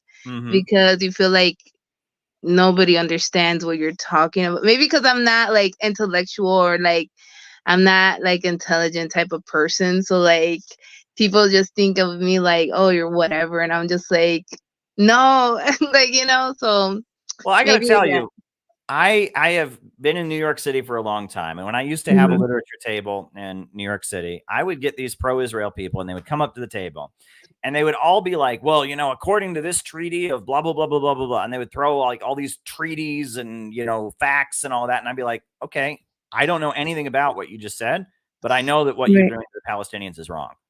Right. And they would just, they didn't have an answer for that. And that people always have this like hyper intellectual, oh, well, according to the treaty that was signed in the year of 17, blah, blah, blah, and that Israel has the right under the blah, blah. And it's just like, none of that matters to me. I see what you're doing to the Palestinians, keeping them in an open air prison, violating them their rights, and it's still wrong. And no matter how much high school debate bro, stuff you can throw at me, I know what right and wrong is. What you're doing to the Palestinians is wrong. So, and on some level that they don't really have an answer for that, and it just, and the other thing I will say though, and this is the thing that has shocked me, is that I never, I grew up in a really conservative small town. Almost everyone there was white, and people had a lot of backward ideas. I never heard anyone defend apartheid in South Africa until I worked at a Zionist insurance company, until I worked at an insurance firm with pro-Israel folks here in New York City. And they were all saying, well, apartheid was great and Nelson Mandela messed it up. And that's what would happen to Palestine and I was just like, am I seriously hearing this? These are people saying that the apartheid system in South Africa is good. But that's hard right Netanyahu Zionism. I mean, they are like that. Now, there's a lot of liberal, pro-Israel people who would never talk that way. But the hard right Israeli folks, they are just racist. I mean, there's no other way around it. I mean, they really do hate Arab people on an ethnic, racial level. Yeah, it's disturbing. Like, I'm really disturbed. Like how, like they're seen as animals. Like what? Like literally, like the way they treat them is just horrendous. Like I don't know. I've never experienced that, and I don't know if like people like experience like how, like literally you could feel like it's just a draining experience because you're seeing these things and you feel helpless because it's like you really can't do much like because of like all the things that we've been seeing. I mean, it's like for me, like I was like with the whole 9/11 thing that had happened, like I was 6 years old, and like I just remember like that day. Afterwards, like I've seen those type of people, like people who were like Afghanistanian or whatever, like I seen them as like, oh, they want to kill us and and I was only 6, and it's like I didn't understand the situation, but I literally remember watching CNN and like watching all the news media as a kid, and I'm like, they want to kill us, they hate us, and then I had a hatred towards those people at the time, and I was only not even like I was only 7, 8, 9, 10, and I just grew up having that mentality of like they get away from me and all this, like, it's just and then now I'm like older and I'm like, oh my God, like it's already embedded in like half of our in our society. So it's like it's hard to undo those things, growing up and learning from like certain things, like I don't know. And I always tell people, like, for me being a Marxist, like it saved my life, like literally it saved my life. Like if I didn't know about this like 2 years ago, I don't know where I would be. So that's all. Like it's just insane because some people have not gotten out of that mindset of it, and that's why I always tell people, like, hey, like I'm not the smartest, but like I at least try to read certain things, and it actually saved me in the sense of like I don't feel like I'm been like crazy my whole life, because people are like, oh, socialism, like that doesn't work, that doesn't work, and I'm like, yeah, it does work, but I can't think of examples right now, but like just from what I've seen, it's like very very like life-saving for me. Yeah. So I put hand in hand with God and socialism. For me, Right. that's what had saved me, you know? Absolutely. Well, me Hmm. too. Me too. And I talk about that in some of my talks and Right, presentations, and that, people need something to live for. They need a right, truth they can cling to in this world.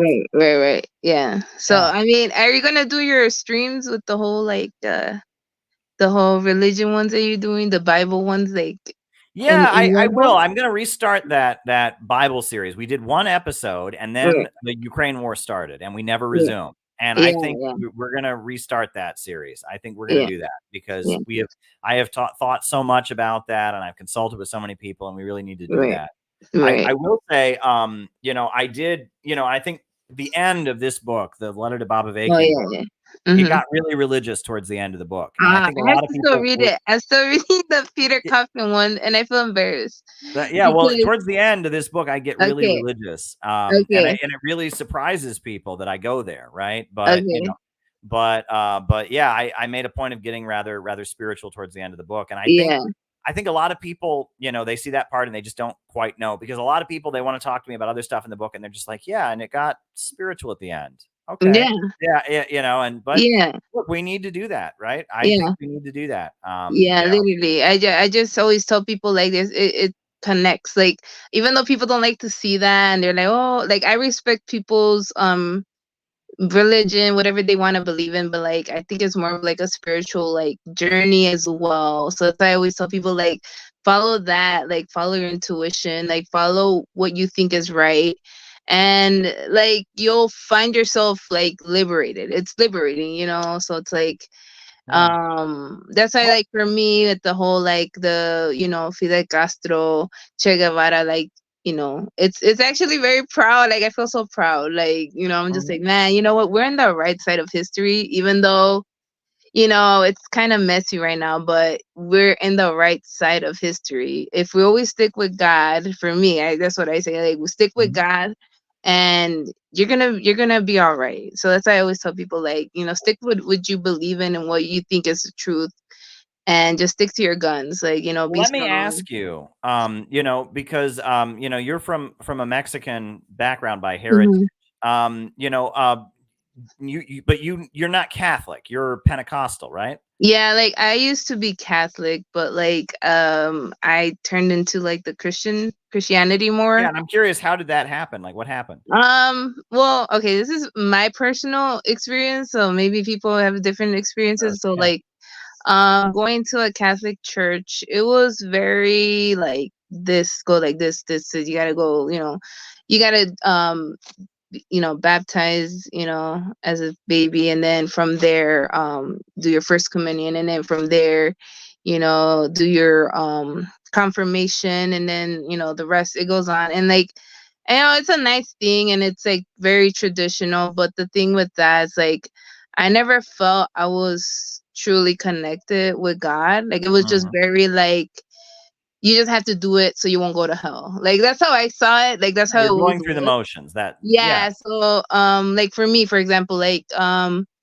when I had my kid, I baptized him because he was he's a year old, and I that's what I did, and I'm like, okay, God, if he doesn't get baptized, he's gonna go to hell. So it's like I just did it because of fear. It was never because of like I wanted to, or because like I felt like he, like it just was forceful. So Mhm. I just did it, and then from there, like I realized, like, because I think the church that I was going to, maybe the one, I don't know, I experienced kind of like discrimination. Maybe Mhm. maybe it's because where I was going is like that, but since I'm like a single mom, like they were like doing, I was baptizing my son and everything, and then I go up, and then the priest and the father was like, oh, like so the parents come up and like go with the godparents so they could like baptize the baby, whatever. And then I go up, and they're like, oh, where's the father? And then like I was like, he's nowhere to be found. So they were like, I noticed people just looking at me certain ways, and I'm just like, it was very embarrassing. So like that experience on its own was very like discriminative, but I don't know. I think because it's just like that's how it Sounds is, and awful. Sounds like an yeah. awful So thing. then, like from there, like I'm just like I didn't like that experience. So then, Imagine. yeah. So then from there, I noticed like for me, Christianity is different, and it's like you really praise God. It's not just praising on like saints and things like and things like that for me. And like I guess like it was like 2019 when I got saved, and like from there it was just like I could never go back. I don't know. It was just I never went back. How did And that happen? How did you end up at the Pentecostal? one of my aunt just took me. She's like, oh yeah, just go. And I'm like, okay. It's and from there, like I guess like literally it's an experience that I just tell people, like it doesn't have to be like, you know, about God. It could be anything else. Like it's just that thing that you just praise at something, like and it's like you feel it. And that's why I can't explain it. It's like it's right. it's And that's kind of what yeah. happened to me. I mean, that's how I Yeah. returned to God when I was in on Yeah. the ship. And you know, it's to a Yemen. journey, you know, you're Yeah, gonna it's something you fall have to go down. through on your own. Yeah. And it's not like a rational thing you can just Yeah. explain to people. Like, oh, Yeah. I'll draw you a chart exactly how it happened. You can't Right. It's you can't really describe to people, but it's like from there I just felt like I don't know, I just had to keep going, you know, like I just try to like give it, and then sometimes when you're like going through things like you could have a terrible week or something, and then it's just I just remember just like give it to God, just give it to God, you know, and then you give it to God and it's like everything's gonna be okay. But there's a struggle, you know, and it's like I tell people it's never gonna be perfect, you know. You could have good days, bad days, and it's like, you know, that's why I tell people we gotta connect with each other. And that's what like that's why I'm really strong with the CPI Chicago. Like I like to keep in touch with my people. So it's like you know, and I would love that's something like that. I wish like I wish we had more of like these circles for people like me, like Hispanic people. Like I feel like if they were to know about this, they'll be like, oh snap. But like that's why I always talk about like certain communist groups. They're not inclusive. They just like I said, they use them as a golden trophy. Like oh yes, we have this person that's this, you know, and they're like, yes, we have everybody. And it's like I kind of noticed that, and it's like I don't want to be seen like that. Yeah. So that's why I'm like CPI never made me feel like that. So that's why I enjoy being here with you guys. Very good. Very good. Well, we're happy to have you, Gabby. You were a beloved member of our community. So I'm really glad that you came on and opened up and shared. I think there's a lot of people in the audience who can relate to everything that you talked about. Okay. Yeah. I hope so. But have a great night. And have a great night and have a good time at the rally tomorrow. And we'll be in touch. And I will watch the videos you sent me about. Yeah. Watch them. I'm going to watch those. I'll give you some feedback for sure. Okay. All right. Talk to you soon. Yep. Bye. All right. That was great. That was really, really great. That was awesome. Yeah. Yeah. Well, this turned into a whole 2-hour thing, which is great, you know, absolutely great. And, you know, we're at 1 hour and 52 minutes we've been going here. So I can take another person if anyone else wants to jump on. We've had so many great people so far. So I'll you know, if anyone else wants to join, and then we'll call it a night. I think we'll take one more person or a couple more, maybe. I don't know. It just depends who hops in, but, we'll take a couple more people, or one more person or whatnot. This has been fun. This has been fun. And we're going to make this now that I'm doing so many streams. I'm doing 2 a day now. Good night. I'm doing 2 a day. Because I'm doing 2 a day, I think we're going to do this more often. And you're very welcome, Omar. Very welcome. But yeah, anyone who wants to join the stream. Oh, here we go. Terry, how are you? Hey. How are you? I am all right. Yeah. I thought I'd come on. I wanted to ask you. This is Terry in Portland. This is Terry in Portland, by the way. So we I'm in Portland. Oh, look who wants to get involved now. Oh, hear my cat, everyone. Yeah, he wants to get involved. So I thought I would ask you, how do you see, or what do you see as the way forward to resolve the conflict between Israel and Palestine? Like, in your opinion, how does this get resolved? Yeah, that's a good question. That's a If very you good have question. a few hours. Yeah, well, I think ultimately that the answer is that the anti-imperialist camp has to get stronger. Russia and China have to get stronger. They have to have bigger roots and influence in the region. And that will lead to a situation where Israel feels compelled to grant the Palestinian statehood. Because right now, the only thing that allows Israel to keep doing what it's doing is that it has the USA backing it up. If the USA were not as strong, things would change. And I think the fact that Saudi Arabia and Iran are getting along is really a result of China. It was China that made that happen. And then it was Russia. That was kind of the nail in the coffin, because Russia, is an oil producing country. So is Saudi Arabia. And Joe Biden basically demanded that Saudi Arabia cut off Russia completely. And Saudi Arabia was like, well, we can't do that because we have to negotiate oil price outputs. And so then China had, negotiations between Iran and Saudi Arabia. Now Iran and Saudi Arabia have diplomatic relations. There's even train travel from Moscow down to Iran into Saudi Arabia. And that, you'll notice if you listen to what the Russians are saying and the Chinese are saying, they have diplomatic relations with Israel. They recognize Israel, but they are saying that it is urgent now, that there has to be a resolution to the Palestine question, and that the bloodshed recently has made that a necessity. And I think that as Russia and China become more and more influential in the Arab world and in the Muslim world in general, in Africa and other places, there are a lot of Russian-speaking Israelis as well, and that, there are a lot of Israelis that support Russia and Ukraine, not a majority. The majority, I think, of Israelis are with Ukraine and with the United States, but there's a very big Russian-speaking minority in Israel. And that I think that is really what it has to be. The United States has a big interest in maintaining the status quo for their own reasons, but Russia and China have a material interest in seeing this resolved. So that's what I would say the solution is. What do you think of that? I have no idea. Okay. I have been kind of just upset this week, that things have escalated again. And I'm not generally one to take sides in these kind of things because I don't know. So I'm kind of just staying out of it and trying to,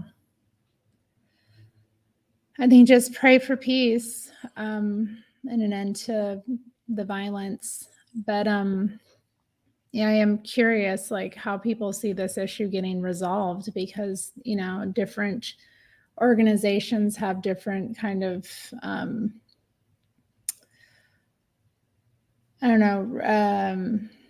resolutions that they put forward, and I just nothing has really kind of ever made much sense to me about how this would get resolved, because I don't see it ever resolving, really. I got to tell you one thought that I've been having all week, and I almost don't want to have that thought, because you don't want to have this thought. You don't want to be pessimistic. But one thing is that I feel like this is doing a number to the anti-war movement.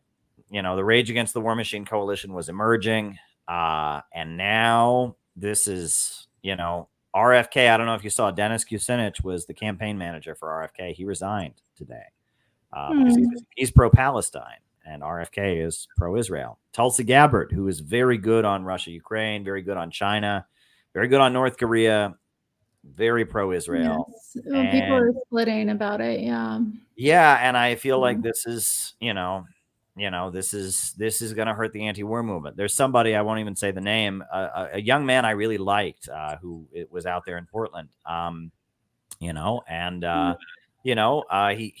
didn't fight with anybody and all that, but my understanding is that he just, he's got Israelis in his family and he couldn't handle this, and he was out of there. And I sent him a nice message. I said, man, we disagree on the Israel-Palestine thing, but I don't think you're a bad person. And I think that, we can still work together. And I really don't want you to think that I'm your enemy. And, and that made me very sad, because I worry that, that the anti-war movement is going to deteriorate because of this, honestly, because look, RFK and Tulsi, the way that they're cheering for Israel and all of that, how can they be anti-war? I mean, if you're anti-war, you can't take that position. But at the same time, there was, the Answer Coalition. I went to the rally today. It was by the PSL. It was the Answer Coalition, and that rally today, I mean, I made my little video of it, which, kind of made this point, but it's like the bulk of the American people would look at the Palestine rally that happened today and be like, this is a foreign rally. It has nothing to do with us. They wouldn't want nothing to do with it. Right. It was, it was a lot of leftists with Palestine flags. Every speech was, Palestine is, is being oppressed. Israel's just like Trump. Israel's racist. I saw videos on the internet about Palestinians are all racist white people, or Israelis are all racist white people. And I was listening to this. I'm just like, the bulk of the American people want nothing to do with the kind of rally that was there today. Now, that doesn't mean it shouldn't have happened, right? Because the Arab American community has the right to express itself and et cetera, but that's not a mass line, right? And that, it was just a lot of beating on drums and a lot of Palestine flags, and, there's not a mass line. There's not a mass appeal. And what made Rage Against the War Machine so important, and that's why CPI invested so much in it, was because that was a mass appeal. It was, you had Tulsi Gabbard, you had members of Congress, you had people there. It was full of American flags about, war is bad for America. It was making like a real mass appeal with Ron Paul and other people. And now so many of those forces are pro-Israel that I worry that we're going to be back at square one. We're back where we were, before Rage Against the War Machine, because this is if this becomes a big issue, which you can't not talk about it, right? It is a big issue. And a lot of the people that were better on international issues have gotten worse. And then so much of the far left are just blatantly pro-Ukraine or hostile to China, et cetera. They just happen to support Palestine because it's a long-time leftist cause. And so it's like we're in a situation where I think politically it's going to make things harder in the United States. And I can't get over that. And that's been haunting me. Not something I want to be happy about, but I just feel like, what we're trying to do as CPI to build a real working class, mass, anti-imperialist movement among the American people is going to get harder because of this. And that's not pleasant. That's not a pleasant thought. What do you think about that? I definitely think it's, I've noticed people getting very split about this. And then whenever that happens, I tend to slow down and not, I try to go back to my own rocks as a person. I mean, Gabby was talking before about that. Because I think when people start to split so much and get really extreme in their rhetoric and get kind of dehumanizing towards others, it's important to step back and kind of make sure that you're not drawn into anything that you don't want to be drawn into, and that you're very careful about how you express yourself. So I've just been kind of, doing that and feeling I definitely see the splitting happening right now. It's when the rhetoric is this extreme and the tensions are this high, what can you do? And I don't know. I felt pretty, I don't know. It's strange for me to be in this position too. I've always been, for many years, pro-Palestine. And then over the past 2 years, I've kind of become more accepting of Israel and understanding that this nation exists and that the people there have, this culture that, matters and is actually, has meaning as well. So I'm just kind of, I don't know, trying to grapple with it and think about, well, what are the long-term solutions and how do we work toward just some sense of peace? And I wonder if it's even possible, honestly.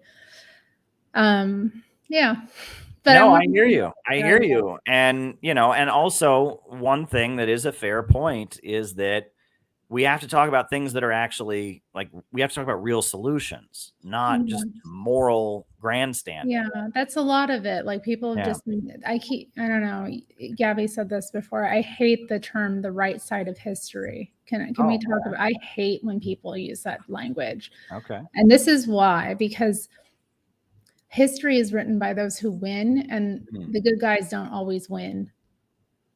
Yeah. So we have to remember that and understand that history is full of a lot of myths.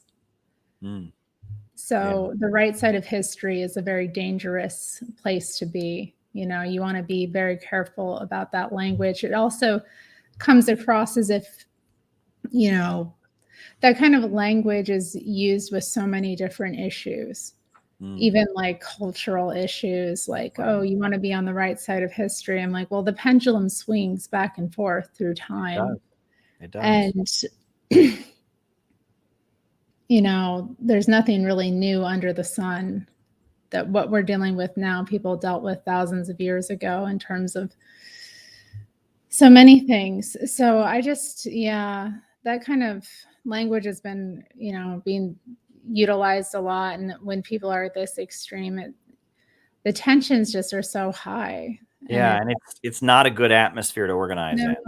No, it's not. And you know, the other thing is too, I have Jewish friends and family, and some of them have been very, you know, vexed just, you know, by what's gone on, and they do feel like personally, you know, concerned about flippancy around like the loss of Jewish lives. And I did see, I mentioned in the chat before, there was a rally in Australia that I saw footage of.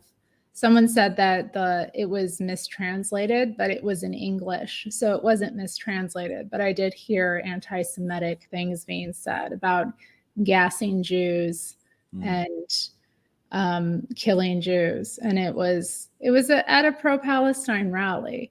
So I think, you know, it's concerning that that's happening in Western nations that have Jewish populations as well, and they are still a targeted minority despite everything else. So I'm just, you know, obviously I'm coming here, I'm still kind of in the state of feeling it out and trying to align myself best at this time, and not, I just want peace for everyone. It makes me sad. I think, you know, the human element is sometimes lost when conflicts break out, and regardless, like whatever happens, these are people, and all of them, their lives matter. Regardless of where they live or who their country is. You know, the army that is, you know, in your nation is not the people. The government of your nation is not the people. So I just, I'm all emotional. That's okay. Well, you know, I did. That's why I, you know, last night on my stream, I urged people to, you know, as much as this is the focus, and as much as, you know, I do take the pro-Palestine side and such, that I don't want people to burn bridges over this, because there could be alliances and friendships that could happen down the road where that's not a point of unity and agreement, and that there is just too much social atomization right now where people can't sit down with anyone who disagrees with them, you know, and it just turns into, you know, oh, you disagree with me, well, you're bad. And there's just too much of that. I got to say, I was quite nervous before I went. My job, you know, I had to cover the Palestine rally today. I was quite nervous because I have a lot of baggage with every communist group ever, you know, and you know, I had quite a bit of anxiety before I went to the rally. Now, luckily, you know, it was fine. I was in the media cage. I saw a few people I know, a few people greeted me, a few people that, you know, maybe I'm not on good terms with saw me from a distance or whatever. But, you know, and then there were people there that I was angry with. And part of me thought, well, maybe I'll confront them. And I thought, well, actually, no, I shouldn't do that, because, look, I had all this anxiety coming here that people were going to confront me. So maybe I shouldn't do that to them. And I didn't. Right. And so I'm proud of myself. You know, there were certainly people there that I could have I could have given a hard time, but you know what? They could have given me a hard time too. And that we need to learn to, let things be water under the bridge. I mean, I was very angry. I'll just say this now because I'm not, confronting someone on the street. People can watch this and if they want, but I was so angry when I saw this. But, I was in the Workers' World Party for 8 years. Did you know that? I was an 8-year member. Yeah, you paid your dues. Yeah. So they were there, their members were there. And I noticed that they were handing out a sheet of paper, like a white sheet of paper. And I figured that was a leaflet or something. Well, I saw it. That's Workers' World newspaper now. The newspaper is a front and back sheet of paper photocopied. And I was just like, are you kidding me now? I was like, I couldn't believe it. And I was somebody who used to sell the actual paper on the street. And I was always telling them how frustrated I was and that we weren't growing. We couldn't recruit. We couldn't expand. No, you don't know anything. And it's like, wow, well, good thing you didn't listen to me. I mean, like they've closed their office down and they had a sheet of white paper that they were handing out. It said Workers' World at the top of it, had a couple articles on the front and back. And I was just like, this is ridiculous. Like, that's wow. Good thing you didn't listen to me.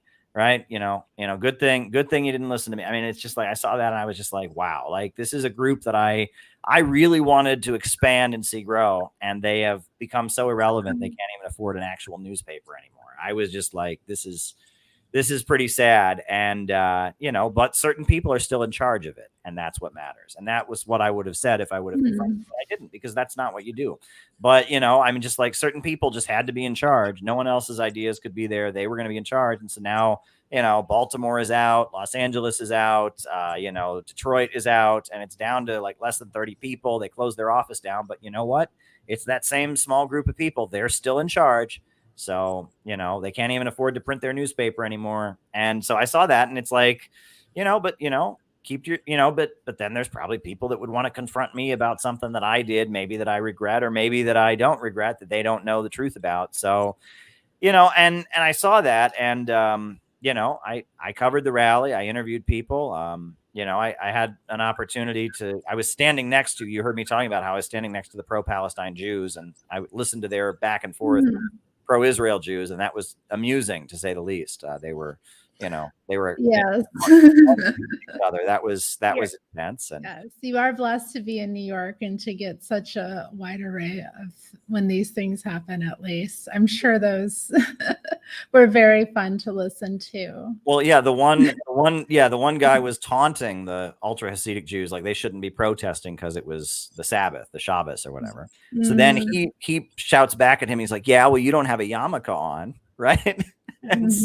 And so then the guy, he like pulled his yarmulke out of his pocket and put it on his head.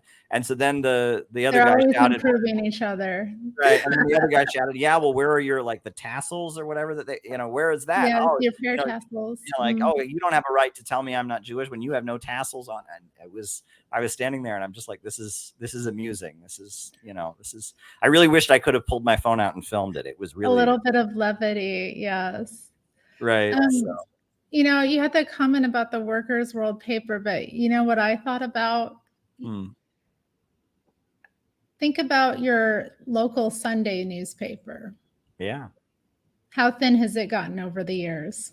That's true. What's a newspaper? Is that kind of like a CD? Is that one of those things people used to use like before they had the internet?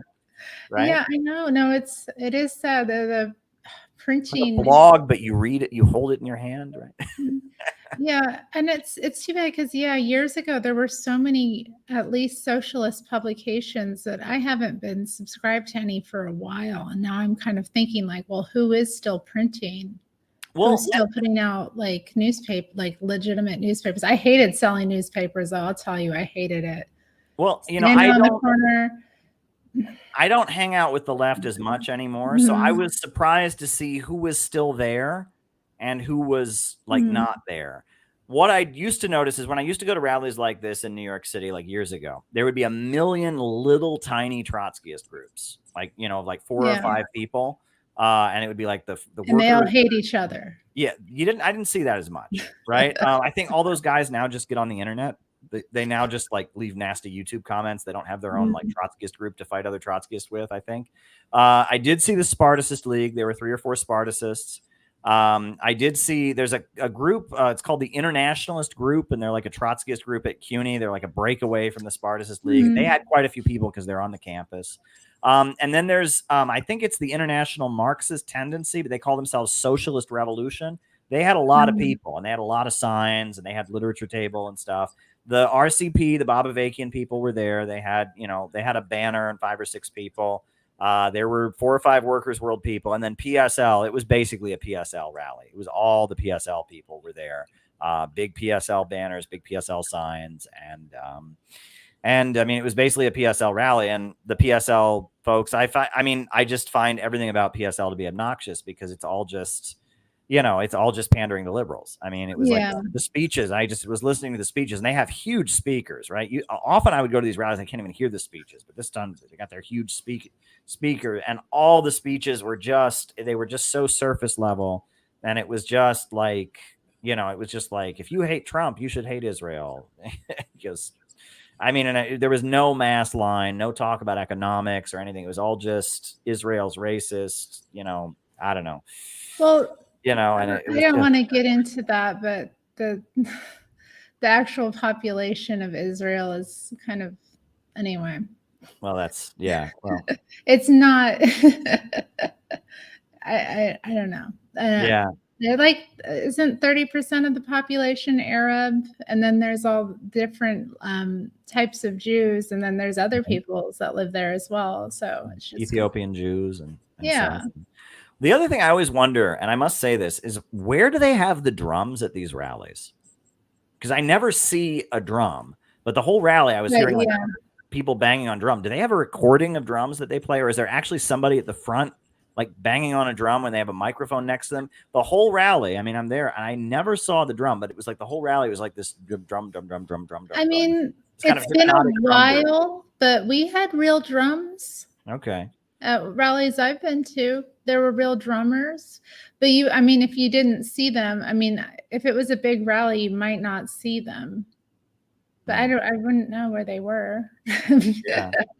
But maybe they do have recordings. It's maybe more efficient than getting somebody to play the drums, but I don't know, then here it's so the street theater of it all is very important, I think, as part of the local culture and our rallies and protests. People really like to turn out. Right. Well, one thing I did notice, the reason it was a much bigger rally than usual was because there was a lot of different Muslims who came out because they because of what's happening, and that there was like Muslims from Tunisia. There was a crowd of them that came with their imam, and there was a lot of just Muslims who came, Shia Muslims, Sunnis, different African Muslims who just like, they were like ethnic communities that came out. But they were not prominent. The rally was being run by Palestinians, from the Palestine Coalition and by the Party of Socialism and Liberation.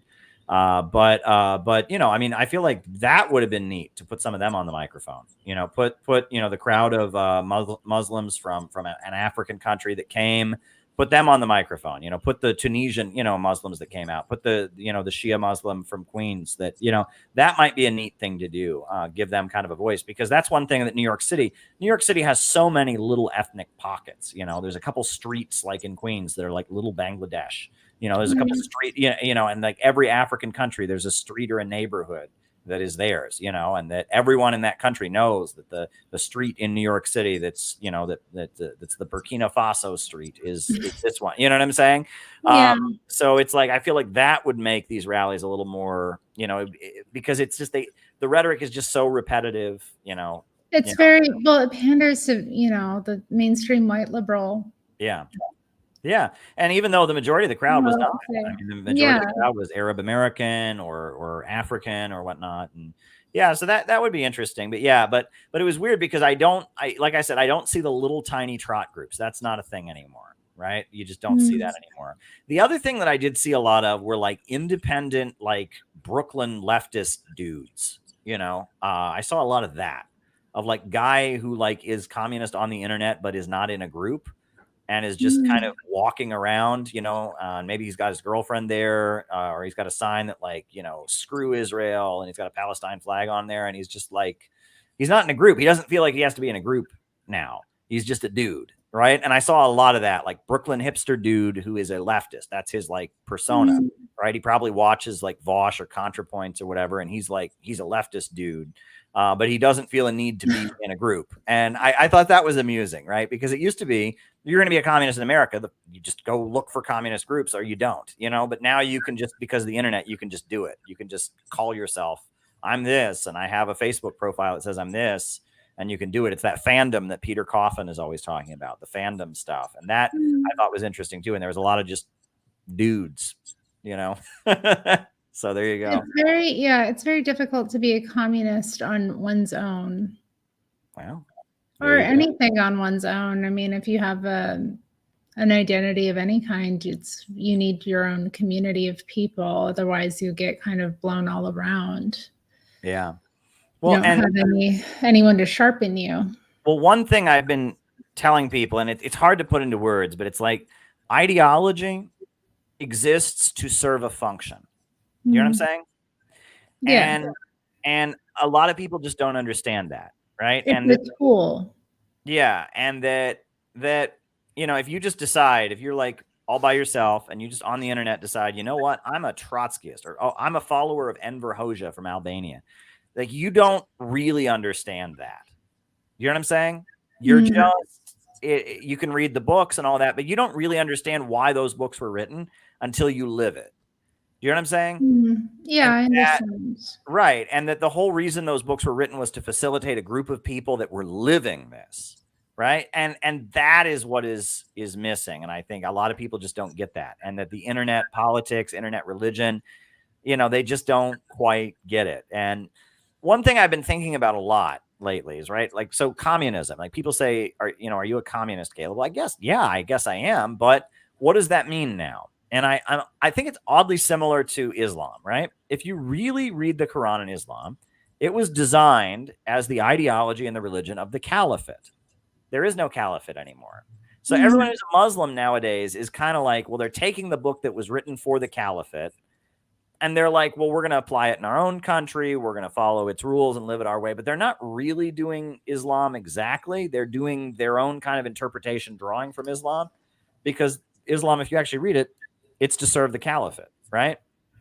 Communism as an ideology, was designed for, it was a movement of people around the world who were aligned with the Soviet Union.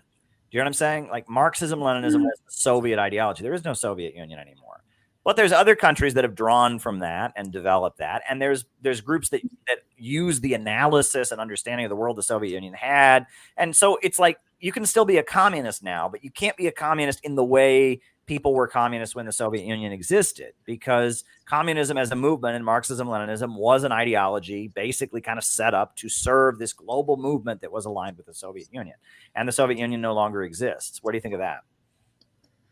Well, I think communists existed before the Soviet Union did. Okay. So, I mean, there's something to that. So its dissolution isn't going to destroy the ideology. However, it is a different, I think when the Soviet Union fell, it did present a problem because there wasn't this orientation. It was like a big vacuum that was created. And there was a great feeling of like, well, without this structure that we've had in place for so long, how do we orient ourselves? What is our purpose? How do we exist out here? And I think the dissolution of it did create, I mean, we've talked about this before, the communist parties of like the USA and many other, nations just are completely oriented towards serving imperialism. Like they've become shells. Yeah. Or they've been completely decimated. They have no purpose of, advancing that cause. So I think we're in a position of like,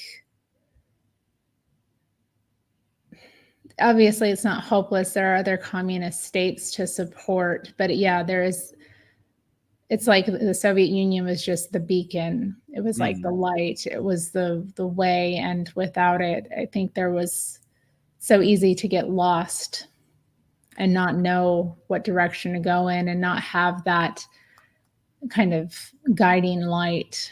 Yeah, So, well, I mean, I think that, the ideas of Karl Marx and stuff were around before, and there was a people striving to build a communist society was around before, but Marxism, Leninism, the ideology, that developed in a specific way because the Soviet Union was the head of this global movement. And well, now the Soviet Union is gone, but there's many countries in the world that draw from that ideology, but they apply it in a different way to their own country. And I think that there's a huge amount of truth in that ideology that we can apply to our own country and our own situation to build our own organizations.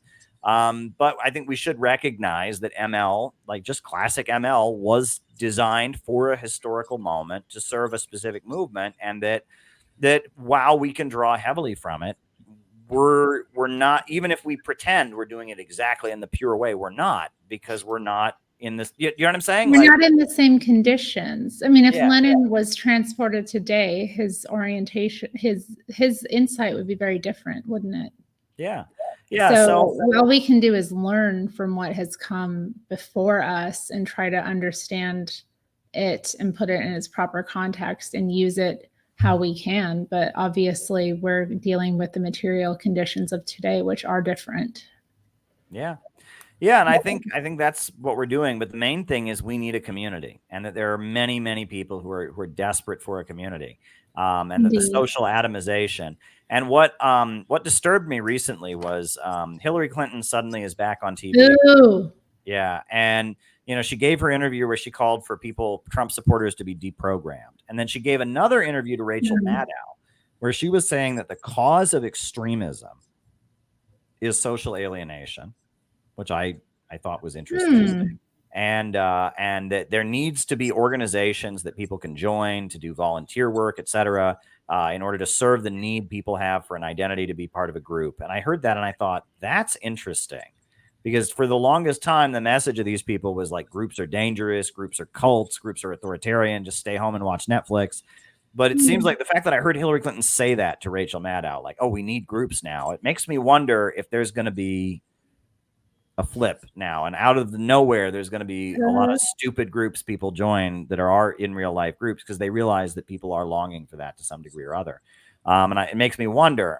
The other thing is, I've talked a lot on these streams about strategic equilibrium, which is kind of it's a archaic term from some military theory, but I've applied it to the USA, which is that I argue that the crisis is going to get to the point that it's so bad that people will have to join groups to survive. People in Lebanon don't join Hezbollah because they think it has a really great ideology.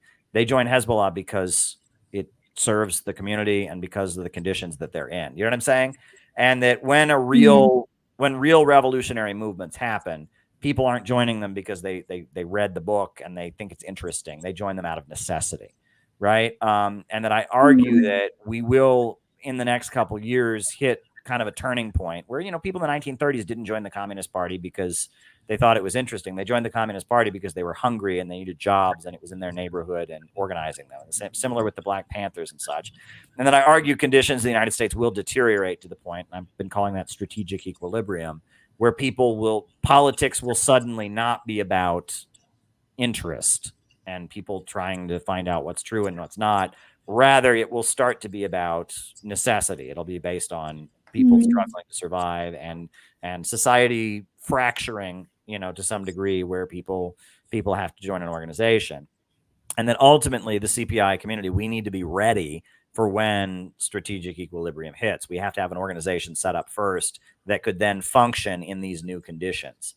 That's going to be necessary, because right now, if we were to enter such a circumstance today, I mean, we'd be screwed. You know what I'm saying? I mean, it would just be, we need there to be a network of people with anti-imperialist views who can rely on each other and can trust each other and are used to working together and are used to cooperating to do in real life events and stuff, who is, if as conditions deteriorate, could then in a more crisis situation learn to function in a different manner if they had to. That's kind of my thinking. So there you go. What do you think of that? Well, I hope that things don't deteriorate to a terrible level because I have to live in this society. So, you know. We all do. Yeah. But you know, I would I think that the best thing that we can do, you know, is focus on what your community actually needs. Now, I know I talked to you before about how radical women in Seattle had done a door knocking campaign, and I didn't really remember everything about it, but now it had come to me the other day as I was just going about. I was like, oh, this is what it was. They ended up forming this organization with the community around the school system. Okay. And working with just all sorts of people, just regular folks who, you know, were wanting to address so many different issues with the schooling system, the inequality, the programs, the, you know, cutting of resources, that kind of thing at the community level. So I think that kind of work is probably going to become essential, where you just kind of reach out and actually speak to people about what their needs are and what they're struggling with and what would actually help them, and then organize them to do it, like empower them to do that, you know, and train people in leadership skills if they don't have them. And, you know, help people feel that they can actually do something about their feelings of disempowerment. Yeah. Because the reality is the world is an abundant place. Mm-hmm. And we are made to live in an artificial scarcity. And a lot of people, because of that artificial scarcity, their mindset has been so warped that they don't realize that there's all of this abundance that is accessible. Yeah. And I think it's important to work that out of people's minds so that they can actually see the reality in front of them. Okay. Because, yeah, like we have more than enough to feed, clothe, house, educate, and enjoy life. But people don't feel that it is accessible. So yeah, I think any sort of organization would have to, you know, help its members and have them become kind of in their own communities, helping people to develop that mindset. Well, let me ask you a question on a lighter note, if you don't mind. Sure, yeah. Are you Jenny Lynn from Cincinnati? No. Okay, that's a rumor going around the chat that you and Jenny Lynn are the same. No, we are two different women. Okay. I'm Terry Strange from Portland, Oregon. Okay. There are urban legends about these things. You know, I have seen. Yeah, somebody asked me if I was Jenny, even though we were both in the chat. And now, has anyone asked Jenny if she's you? Perhaps. I mean, we'll see if Jenny says. There was something else I was going to ask you. What was it? Okay. They used to say years ago, there are no girls on the internet. There are no women on the internet. There aren't, no. So you're probably not real. But no, I'm in AI.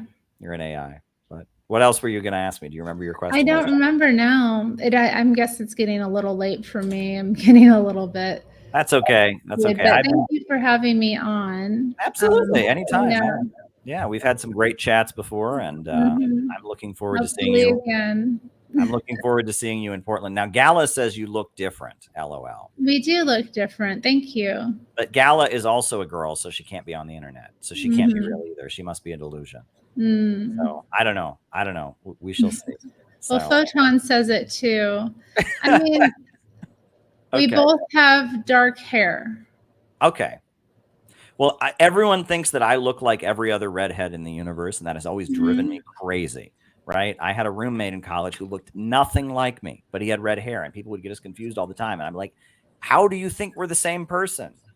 You know, it does happen though. People like they make these weird associations, and then they'll remember the names, you know, together instead of separate, and then you have to just, it's fun. I don't understand how the mind makes the connections that it does, but it does. Yes. And this is how people remember things. And when it comes out, it exposes our inherent, I guess, prejudices and biases. And, you know, I think that's probably it. All right. Yeah. Well, someone mentions, I thought I was watching Louis C.K. People say I look like Louis C.K. I don't think I look like Louis C.K. But I don't think you do either.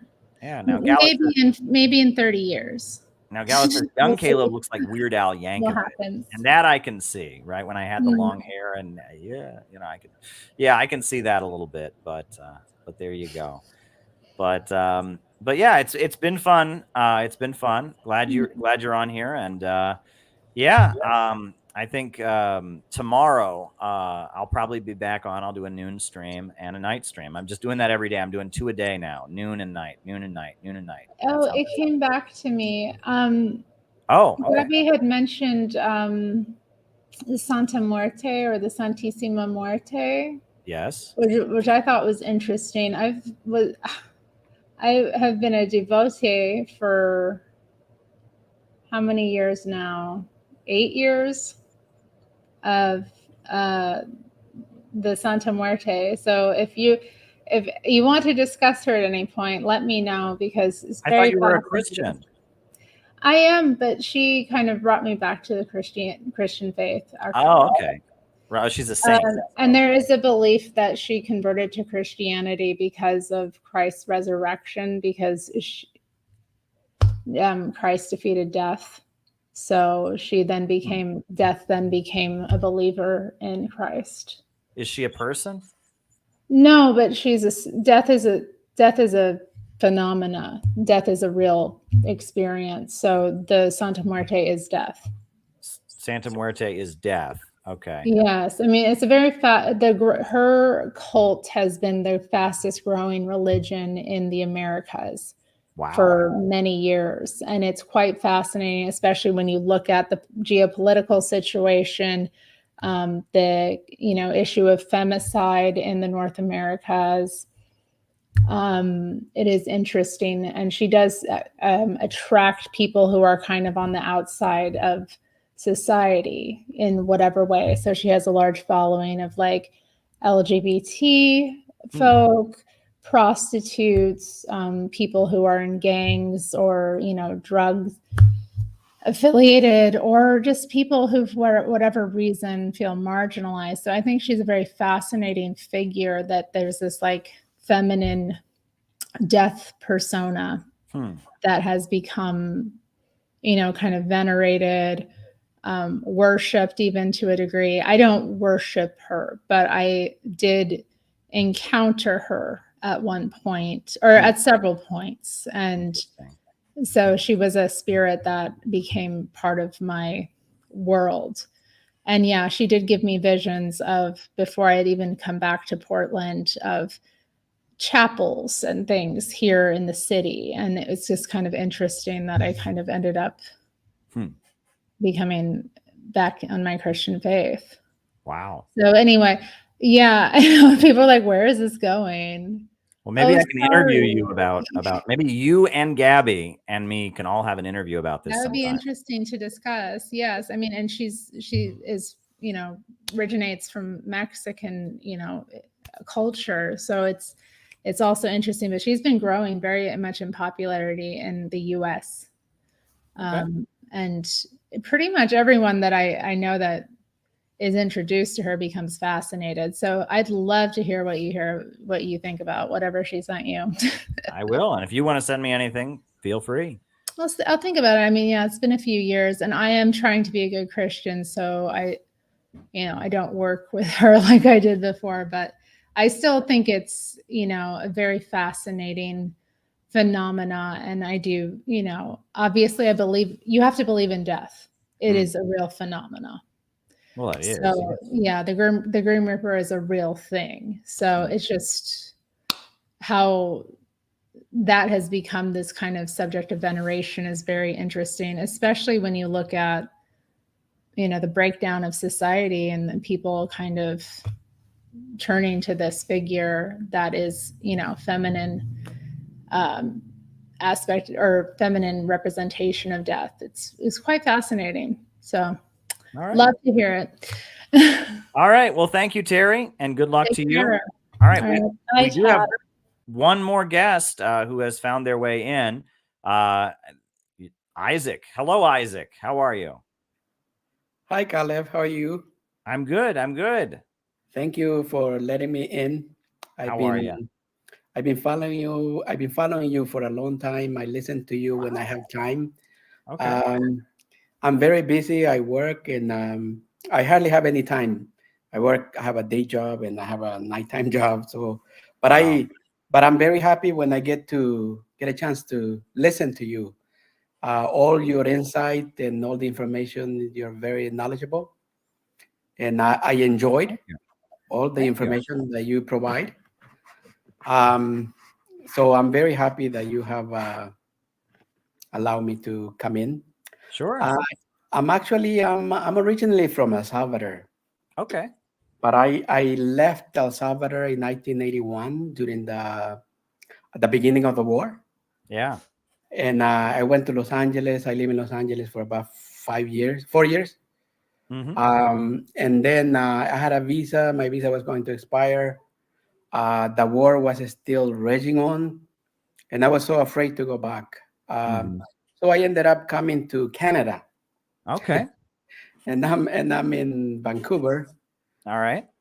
Before I came, I didn't know much about Canada, but I learned after I came, and now I learn. Now that I'm in here, I'm learning that Canada is portrayed as this innocent, small population country that doesn't do anything. The only thing that every time the U.S. goes to war, it supports it and goes behind it.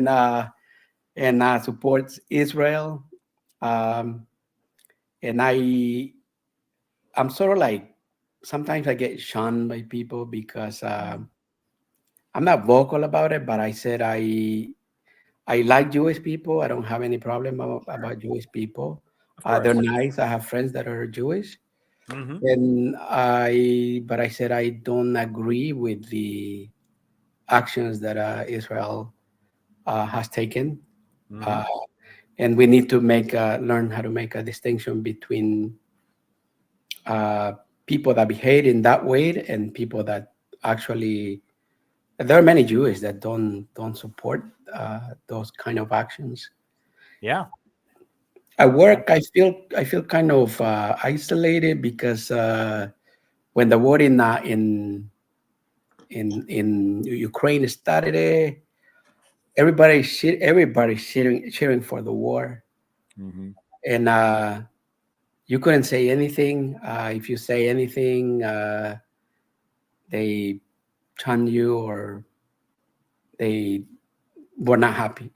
Yeah. But you, and then,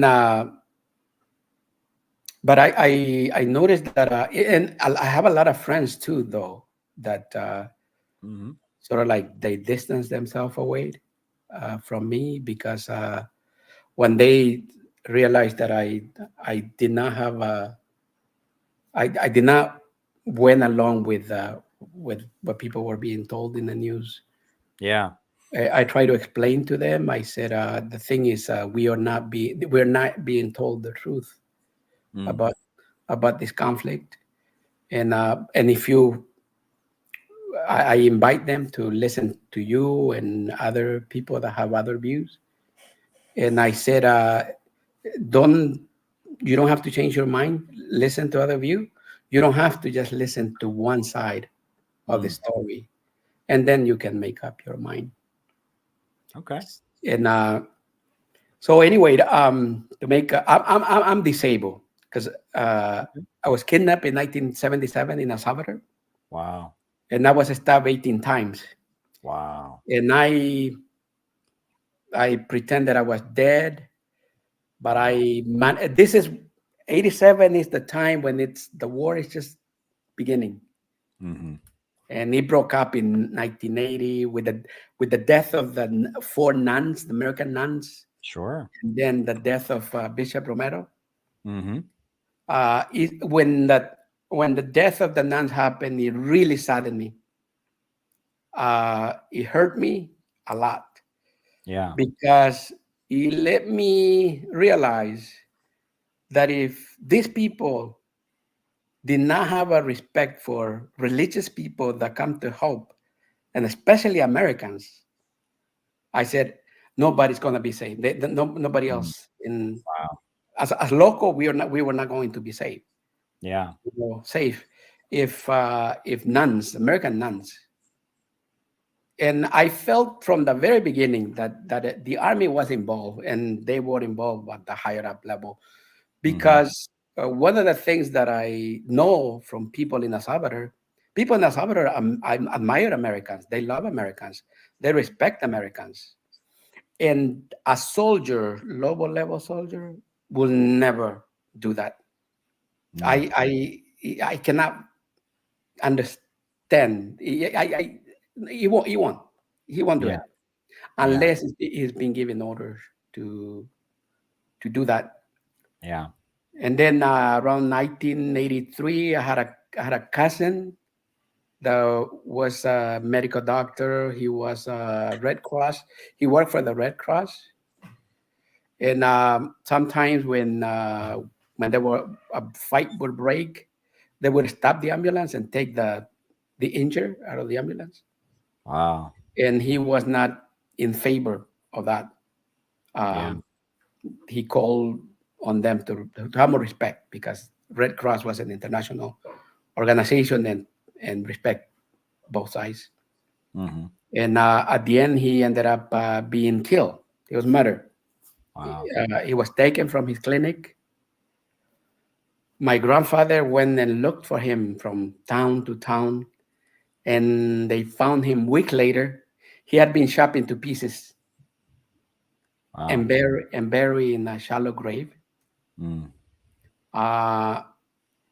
And about 8 months, so my grandfather went and got permit to remove his body and bring it to our city and have him buried there.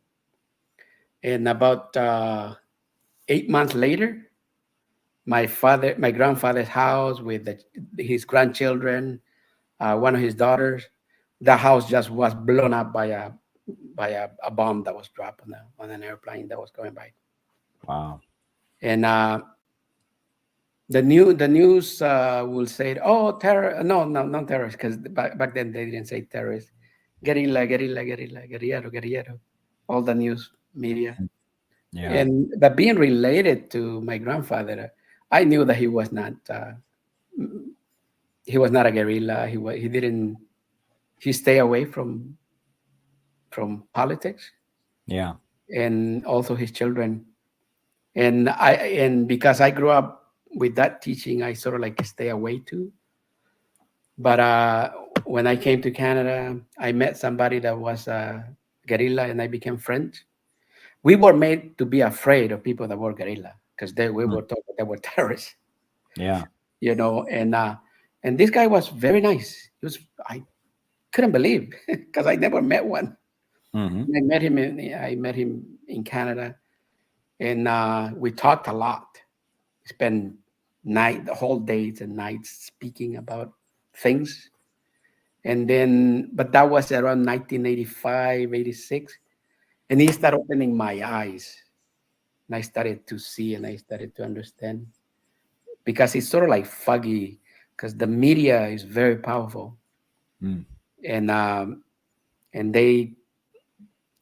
not only that is very powerful, but in Latin America, if you espouse any idea that is communist, you will be targeted, you will be killed. And people were afraid to. So people will not give you a chance to. They will not even listen to you because they were very frightened. And and then I started to read about it, get into communism and learning more about it, and my mind started to change, and I started to see things from a different perspective. And but it's a long process. Yeah, it's not something that happens overnight. So with my friends, I don't judge them when they don't understand my view. Yeah. Or the way I see things, they see things differently. Now with the Israeli conflict, I explained to them, I don't support the actions of Hamas. You know, but I said, if you all repressed for 75 years yourself and live under such horrible conditions, I do not know. I said, if I probably will join. You know, I don't know how would I react. Sure. I try to make them think about putting themselves in a child that is born under that circumstances, that has no hope, cannot go out anywhere. You know, the government says, "Oh yeah, you can leave because the bombing is going to start," and then they go, "Oh, okay, we're gonna bomb the only area, or you know, that the border with Egypt, so that you cannot leave." But they're telling them to leave, so that they contradict themselves. Yeah. You know, when you say, "Oh, you can," and where are you gonna go? On the one side you have the ocean, the sea, and the other side you have the border with Israel, and the south you have Egypt. It makes no sense. Where are you gonna go? Yeah. You know, when you're gonna start bombing. Yeah. So it's and have my family bomb is really hurting when I see it. It's when I see children being, when I see this bomb being dropped indiscriminately in the buildings, and I go, I live in a building, and I go, we have many children here. You know, what would happen to us if they come and drop a 5,000-pound bomb in here? It would drop the whole building, kill everybody. Yeah. You know, and Gaza is very densely populated because it's a very small area, and you have just about over 2 million people in a very small area. So if you drop bombs in, if you imagine living in New York City and a plane just go by and drop bombs left and right, you know. So it would be. So I think one of the things we need to do is to not judge people, but make them think, what will you do if that was you? What would you feel? What would you feel that your water is controlled, your food is controlled, you don't have electricity, you don't have infrastructure, your infrastructure gets blown up every 3-4 years. Your hospitals get blown up. You know, the roads toward the hospital, sometimes they get bombed so that the ambulance cannot go through. Yeah. So I give people things that they can ponder about, and tell them, what will you feel? Yeah. You are in that situation. Very good. Well, Isaac, I want to thank you for coming on and sharing your story. Wow. I mean, that's, you know, what you've been through, and El Salvador and all of that. Wow. You know, you know, and also your insights into how to speak to people and break these issues down for them. So I'm really, really glad you made a point of coming on. Thank you. Thank you for having me, Caleb. Yeah. And keep up the good work. I think you're doing great work. Well, thank you. And yeah, I'm glad that you appreciate what I'm doing. And it's wild. I have no idea who's on the other side of the, who's watching. And your story, I mean, of El Salvador and just the horrendous violence that our government has rained down on so many countries. And wow, you are a survivor, and you are now letting people know the horrors that you've experienced, the truths that has been hidden from them. So thank you for doing that, and thank you for staying strong all these years. Thank you for having me. Absolutely. I'll keep watching you. All right. Well, be in touch and shoot me an email if you ever want to email me. Just my first name and last name at gmail.com. That's how you So thank you. Okay. Take care. Good night. Thank you. Thank you, Isaac. Wow. What a night it has been. I opened up the lines and so many great people came on. Wow. Well, folks, I do want to remind you, we are having our great conference coming up at the end of early December. And it's going to be good. I'm going to put on the closing music, and I think we're out. So I'm going to put on the closing music, and I will join you all tomorrow at noon. And we'll have a regular stream, but we're going to open up the lines more often now. I think we're going to do that because, this has been a wild night. Upsurge in the struggle against U.S. imperialism is now emerging throughout the world. Ever since World War II, U.S. imperialism and its followers have been continuously launching wars of aggression. But the people of various countries have been continuously waging revolutionary wars to defeat their aggression. And while the danger of a new world war still exists,